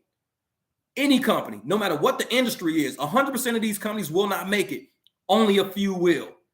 There's going to be companies closing their doors for whatever reason. Companies going out of business. Companies merging with other companies. Companies getting acquired by other companies. Companies going so deep under that. So rideshare is no fucking different. Every driver out there will not be successful. 100% of the drivers that do this shit won't be successful. But it's funny because the majority of the ones that are not successful are the loudest, whiniest, cryingest motherfuckers on YouTube who don't even drive no more. They're all people sitting in offices now, pissed off that they can't download 350 a day, 270 on a fucking Sunday, like my man Necro. He about to download $270 today. You think these motherfuckers in the office finna download that? No, they mad at that. And instead of them just appreciating the fact that some of us have figured out the system, they give us the fucking thumbs down and hate the fact that we making fucking money. That's the sad part. They, oh, no, I'm happy for you. I'm happy for you. The fuck you are, dog. I see what you saying in comments. Don't give me that I'm happy for you shit. We real. We real. So don't give me that, oh, dog, I'm happy for you. The fuck. You wish my family was evicted. You wish my car got repoed and shit because you don't want me to make it. If I don't make it, those are things that's going to happen. So if you want those things to happen to me, then everything you're saying in these fucking comments should come true. The company should go out of business. We should this and that. Drivers should stop driving, blah, blah, blah, all this bullshit. But the moment any of us post about how much money we make and how successful we feel we're doing and how we're actually covering, first thing they do is get snotty, ratty, want to start talking shit, calling us all kind of fucking names under the sun. And we're drivers succeeding at this shit. And they, how come the driving community is not unified? Because motherfuckers like you are still in it and you don't even drive. Your ass stopped driving 3 years ago and you brag about it all the fucking time. You ain't drove in 4 fucking years, you brag about it all the fucking time. You ain't drove in 10 years, you brag about all the fucking time. What the fuck are you still doing in the rideshare community? We're drivers trying to make it. We're trying to succeed. We ain't trying to sit and listen to you fucking bitch about how you couldn't make it. So you so happy that you sitting in the office now. Go to your fucking office. There's got to be some YouTube channels that deal with the industry your ass is working in now. Go deal with them channels. Let us have rideshare. Why can't we have fucking rideshare? We doing it now. You used to do it. Bye. See you. Go fucking, if you make fucking paper plates, go send on a fucking paper plate fucking YouTube page. If you make goddamn Tupperware, send on a fucking Tupperware YouTube page. We're rideshare. You don't do this no more. We don't need to hear from you. You can exit the fucking building with no security. You can just leave. Leave, motherfucker, bye. But they can't do that because they don't want to see the success that drivers are having. They don't want to see it. They'll say they do, but we know they don't. I mean, you can't bullshit people. I mean, it's clear in front of everybody. Oh, we really want to see you guys succeed. Yeah, what the fuck ever. Please, we see it every day. And it's right. They're emotionally invested. And that's why I told motherfuckers, if Uber and Lyft had a fucking healthcare program or a therapy fucking program for drivers that got chewed up and spit out, it'll be a totally different fucking story. But these motherfuckers get zero therapy. It's like, one day you're a great successful driver, then you're deactivated, and for the next fucking 6 years, you pissed the fuck off because you got deactivated for some shit a passenger said. That's between you and the passenger. It don't have shit to do with you, me, the app, and no, because I'm a new driver trying to be successful and make this fucking money. So the fuck you mad at me for? Because I'm making money and you got deactivated 4 years ago from a fucking passenger? Get over that shit. Move the fuck on. You make Tupperware now. Go make fucking Tupperware. Get on the Tupperware YouTube fucking page. It's probably new fucking products coming out you could be talking about to get us to buy some Tupperware we can put our fucking lunches in, but yet you want to sit around and talk about fucking rideshare. Leave rideshare alone. If you done with it, be done with it. Sick of sitting on fucking seeing people pages. Oh, I've been on a rideshare for, 7 years now, and my life's been the greatest it's ever fucking been. Then why are you here? Why ain't you out doing your greatest? You sitting here complaining about shit. Why ain't you out being great? Maybe you think complaining to a bunch of drivers trying to drive and make money is your greatest accomplishment. But if that is, yeah, you really got fucking your ass chewed out by rideshare. If your greatest accomplishment is to put down current fucking drivers, that's your accomplishment. Yeah, your life didn't add up to a whole lot. It really didn't. Because you should be building people up, making sure people are taken care of, families are taken care of, build people up. But to sit around all day tearing motherfuckers down because you got an office job now, I mean, how great do you want to fucking be? Yeah, fucking rideshare sucks. I hope these fucking drivers, all cars explode tomorrow. Fuck them. Okay, whatever. And we still gonna make money. You still gonna be mad. That's just how the shit boils down. It's sad. It's fucking sad. And you're right. Sergio, hey, complaining don't pay the bills. It really don't. Because they can sit around all day. Like I said, a lot of them, And I tell people in rideshare, we have people with traditional jobs. We have people who work full-time jobs and part-time jobs and doing rideshare. They are doing it to feed their family. They are doing it because they think for them, it's a really good option to go out and get some money so they can cover some fucking bills. These are not the motherfuckers complaining. I don't talk about them. I'm trying to help them.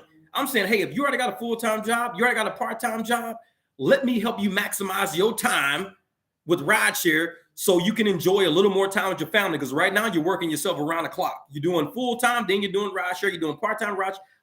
Let's drive smarter. Decline all the bullshit, take all the good shit, and take the money and go home. Download some good money. We tell that to the traditional people. We tell that to the people with the regular full-time, part-time jobs. But then you got the motherfuckers who don't even do rideshare no more, ain't done that shit in years and brag about it every fucking day, beating and berating everybody who still does rideshare. Like I said, why the fuck are you even in the gym? You're chanting against a team that you used to fucking play on. Who let you in the gym? We should lock your ass out a long time ago with chains on the fucking door.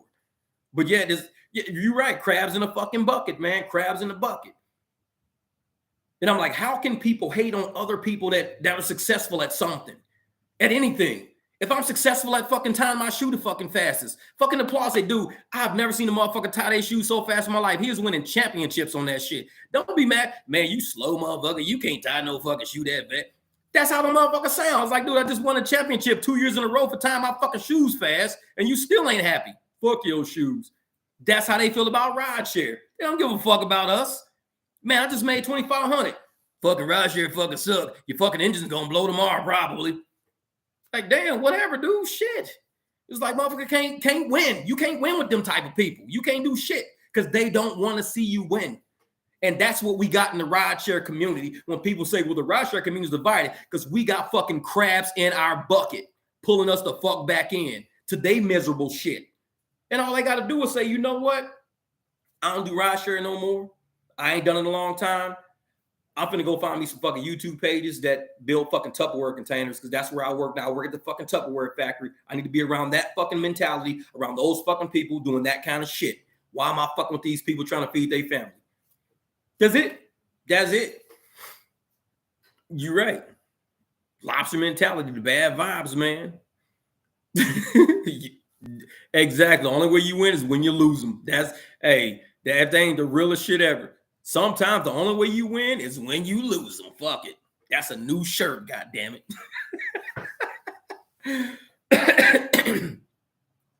Exactly. It's like you pay off the car 2 times over. And if you go look on eBay, they got rebuilt engines on eBay for like fucking $1,000. I'm like, you can have that motherfucker shipped to your house, call some mechanic, have them drop that shit in, say, dude, I'll pay you $600 to put this fucking engine in. You'll take that other one out, have the other one in the next day. You just paid $1,600 for a whole new engine. Now your car starts over. It's like you back at square one again with a new engine and the same transmission. Let's roll. Exactly. That's right. Lobsters get comfortable and they leave their shell behind so they can grow. You gotta willing, man. If they ain't the realest shit, Steven, they ain't the realest shit, man. You gotta leave that shell behind, man. They still in that employee mindset that, you know, my life is a fucking mess. My life is miserable. And they stay in that miserable ass fucking shell and they can't get out. Sometimes you got to crawl out of that fucking shell. And that's what a lot of people are doing right now. A lot of people left jobs to come to rideshare. A lot of people left rideshare to go back to fucking jobs. And a lot of those people don't let the two intermix. If they left rideshare, these motherfuckers are never on YouTube. They don't have shit to do with YouTube. They're busy doing real estate. These motherfuckers are selling houses, doing crazy shit. And they used to do rideshare. Rideshare paid for them to get their real estate license.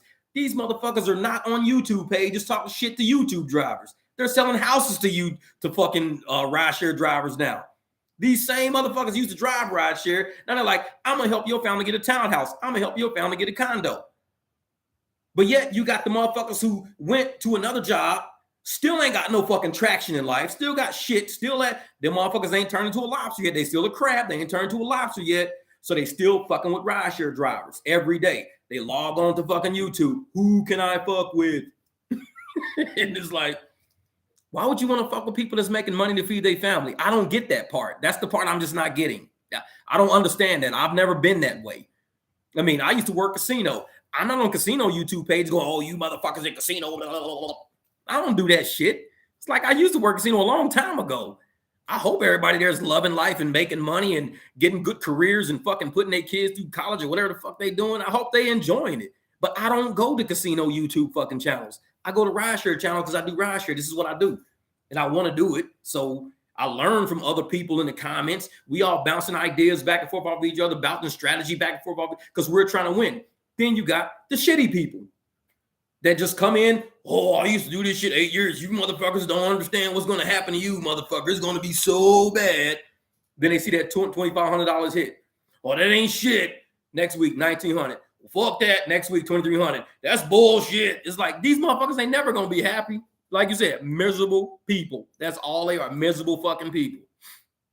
And you see it all through streams of comments. I mean, just that whole fucking energy that you see on some of these channels. You walk into that motherfucker and it's like a giant black fucking cotton ball just fucking sits in your fucking lap. And it's all a negative ass energy just sitting in your lap. I can't even comment on these fucking channels. Don't even want to. Because there's so much fucking darkness in there. So much darkness. So much bullshit. I'll be just like, let me go back to my fucking channel. Let me go find, the Driven Dad and Driven Mom. Let's push their ass towards a fucking grand a day. Let's do something lucrative with my fucking time. Instead of sit and deal with these motherfuckers don't even drive rideshare no more. It's like, fuck them. But some pages, and I tell these people, you need to unsub my channel if you don't drive rideshare. Unsub my channel if you don't want to see rideshare people succeed. Unsub my channel because we're going to trigger the shit out of you because we're about to succeed. You're going to see a lot of success in this motherfucker. So if you don't like that, unsub me, bounce. I don't give a fuck about subscribers. I'm going for quality, not quantity, motherfucker. I'd rather have 1,600 solid motherfuckers than 50,000 bullshit motherfuckers. I don't want that. Give me 1,600 so I can make this fucking money. And they're going to push me to where I need to get to. That 1,600. All them 1,600 comments, we're going to get there. 30,000 motherfuckers that have you all over the fucking place. There's too much negative energy. You don't need all of that. That's fucking up your day. It makes your coffee taste like shit. It makes your sausage taste like shit. It makes your fucking biscuits burn. It's fucked up energy. You don't want that. So get the good energy that you wake up. Your coffee tastes better. You can't wait to start your fucking car. Got the tire shine on the motherfuckers. The seats all clean. Because everybody in your comments is like, let's go get this fucking money. And you go and you get it. Yeah, the fucking burnt biscuits. That's the kind of energy they give you. Your fucking biscuits even taste burnt. I can't listen to them fucking channels. They make your biscuits taste like shit. It's like, throw them in the fucking trash. Dogs don't even want the motherfuckers. Dogs eat anything. Dogs be like, fuck these burnt biscuits. They come off of that channel. Yeah, Tony's back. Man, yep. And that's what it is, man. Hockey puck biscuits. Man. But like I said, man, sometimes just getting on fucking YouTube and seeing some of you guys' channels, dead serious, man, just seeing how you guys flow, your energy, even when you feel like you're going down and you bring yourself back up, I love that fucking energy because I listen and I tell motherfuckers, one day I'm going to take a picture of how I watch YouTube. I watch this shit on a 65-inch fucking TV. I lay in bed some mornings because I don't drive till night. I lay in bed. I watch all y'all shit on the, you motherfuckers is all movie stars to me. I watch y'all shit on fucking big screen. I'd be like this. Damn, Sergio's cool. Oh, shit, check out Steven fucking back. Oh, damn, look at it. Man, I'm watching all y'all shit on the fucking big screen. And it's like, then I get up, I shower, I wash my fucking car, I get it all clean, and I'm ready because y'all have prepped me for the day. The shit channels, they done defeated you. They done got you thinking you ain't gonna make no fucking money. Then you're gonna get a bunch of bus fares all fucking day. You're gonna get deactivated. You probably get fucking carjacked twice in the same fucking parking lot. They got you thinking of weird shit all fucking day. And nothing ever happens except you make money. That's it. You just make money. And you're like, damn, I've been doing this shit for 3 years, making some pretty good fucking money. And for 3 years, they've been making bullshit fucking videos. And all they keep doing is pulling more fucking people into that black ass fucking cotton ball, burning all them fucking biscuits, eating all that shit fucking bacon and fucked up coffee. That's what they do all day, every day. And we live. And they don't like that. They don't like that. Because we wake up, we walk out that door, we fucking charged up, we picking up people, we smiling, we laughing, we saying their names, they saying our names, we fucking united, we cruising, we getting fucking tips. We become a part of the community that, wherever, if we're doing a club scene, we're a part of the club scene community. If we're doing restaurants, we're part of the restaurant community. If we're doing airport, we're part of the airport community. This is what we do. Get carjacked, you don't even have a car, like, damn, how you get carjacked on the bus stop? What the fuck? Motherfucker took my mama car keys. I was just taking them to her. It's like, you got carjacked for a car you ain't even driving. Steve is stupid with this shit. Oh, you wrong for that one. You got carjacked. You don't even have a damn car. Man, that's how them channels make motherfuckers feel, though. Motherfuckers be scared to go to the car, like, well, I don't want to buy a car because motherfucker might carjack me. Where you hear that shit from? I be on YouTube and they be taking people's cars and shit. It's like, dude, everybody buys cars. What the fuck? A motherfucker might take my car, though. That's what they say on YouTube. Like, whatever, man. And the funny thing is, like, when I do rideshare, I don't even put no Lyft and no Uber light in my shit. I just roll up. Even at the airport, they don't see me a fucking gazillion times at the airport. The dude be like, what's up, Jeff? I'm like, hey, what's up? I cruise the fuck up because he used to kick me off. Hey, man, can't be up here. This is for rideshare only. I am rideshare. I just hold this motherfucker inside of my glove box. I show it to him. He's like, oh, my bad. I said, yeah, man, my name's Jeff. And I wear my little shirt with my names on this shit. Dude know me now. So you see the little orange BMW pull up, no fucking lights on the shit. But people get in, this and that. Everybody's like, what's up, what's up? Drive the fuck off. Because I don't like motherfuckers seeing my car as a rideshare car. That's an easy fucking target for bullshit. Because these motherfuckers' channels are always pushing fuckery. Yeah, YouTube rideshare drivers are not fucking protected. The fuck we not. Try me if you want to. Whereas I need fucking Steven's goddamn poster board, that fucking whiteboard. Fuck around, find out. I need Steven's board right now. Rideshare drivers ain't protected. Fuck around, find out. That's all I gotta say. You see analysis paralysis. Hell yeah. But see, that's what we do, man. Hold up for that. What time is it? Oh shit, 3. Man, it's been 3 hours, dude. We've been rolling. Yeah, I'm gonna have to wrap this shit up, man. This shit is funny as hell. This shit is funny. But man, hey, it's been a fun 3 hours. It's almost 11 o'clock. Shit, and I even got to start it fucking late. Yeah, I'm gonna go buy me a whiteboard. That's what I'm gonna do, man. I'm buying me a whiteboard. This shit's crazy. I'm buying one. Fuck around, find out. But no, man. But on the real though, man, I appreciate all y'all, coming into the fucking chat. I appreciate the super chats tonight. Really, I do appreciate that. This is my first live ever. It's documented. All the names of all the drivers in there who are amazing sources of information. Trust me. If you go to their channels and you click on their channels, you will not be let down. If they let you down, you let me know. And I'll tell you probably clicked on some fucking wrong shit because I know these guys. You're not going to lose. If you want to go to other channels and try out these motherfuckers because you see they have a gazillion goddamn subs, you're going to be fucking tricked. You're going to be like, I didn't get anything from this other than fucking some burnt biscuits. That's what I got. Some burnt biscuits is a fucking badass coffee. Yeah. So, so I'm trying to get a real job, university. Whatever, Tony, whatever, please.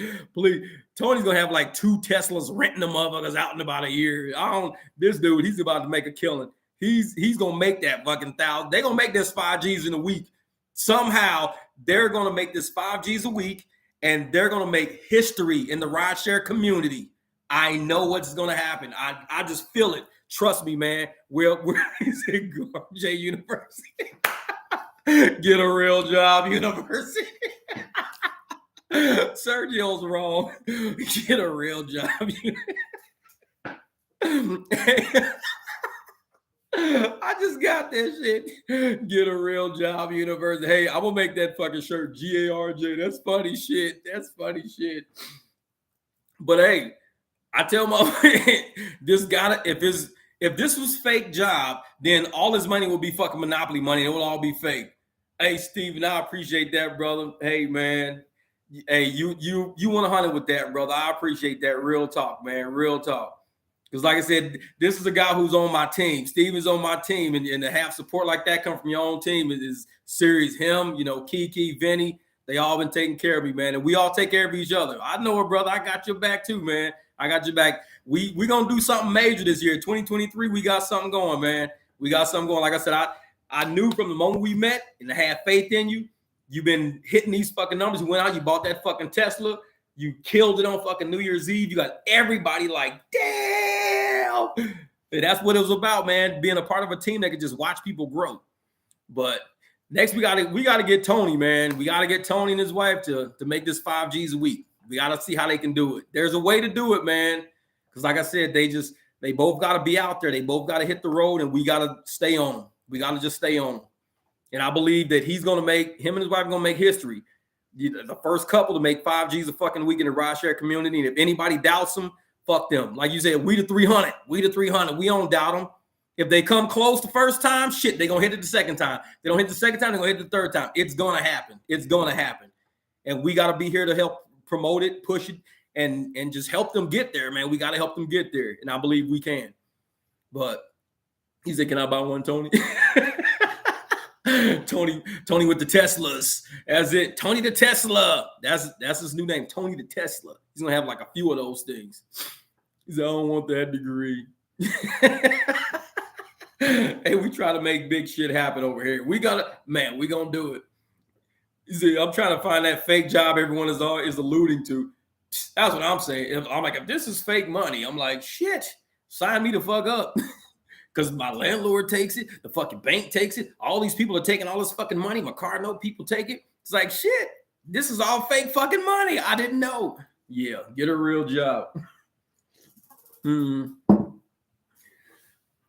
Hey, that's what I'm talking about. Go make them cookies. It's 11 o'clock. Yep. I'm working tomorrow too, man. Shit, I've been off for a minute, so I'm going to get up and go work tomorrow. But no, I appreciate you guys coming through. Real talk, man. I love it, man. This is, like I said, this is my first live. This is documented, man. This is historic. I appreciate it. And for a lot of us, you know, it's not the numbers.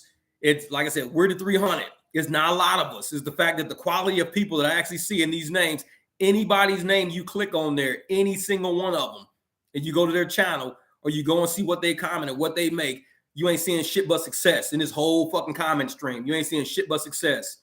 And that's what quality looks like. This is what fucking quality looks like. When people want to know what rideshare is about, this is quality. It ain't quantity. It ain't 1,000 motherfuckers going in 50 directions. This is one direction of a bunch of successful ass fucking drivers, and I appreciate that shit. Real talk. I'm glad you guys came through my first live. Because like I said, I'm going to play this shit back and be rolling laughing. Man. We got to do this again, though. We got to do this again. I know I'll be going, man. I'll be going. But I appreciate you guys, man. We the 300. Let's go out there and get this money. He said, I want to suggest a stream, Sergio. Oh, Sergio, 3G, man. Sergio would have me crying, laughing with the fucking stories he be telling.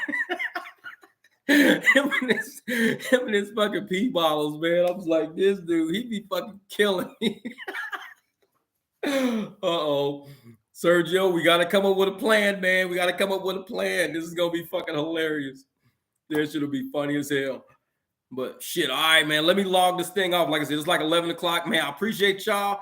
Hopefully y'all have a good night. If y'all out there driving or whatever, be safe out there. Shit, like I said, man, I'll be online all day tomorrow. All night tomorrow. We're booked in January. All right, cool. I just do rideshare for the stories. All right, man. All right, I'm gonna try to end this stream, but like I said, next time I'll be more prepared because I got Steven on my team, I got Vinny on my team. We're gonna figure out how to do this streaming shit. We're gonna figure it out. In the meantime, man, y'all be safe out there. Y'all go get that money, man. Let's do this.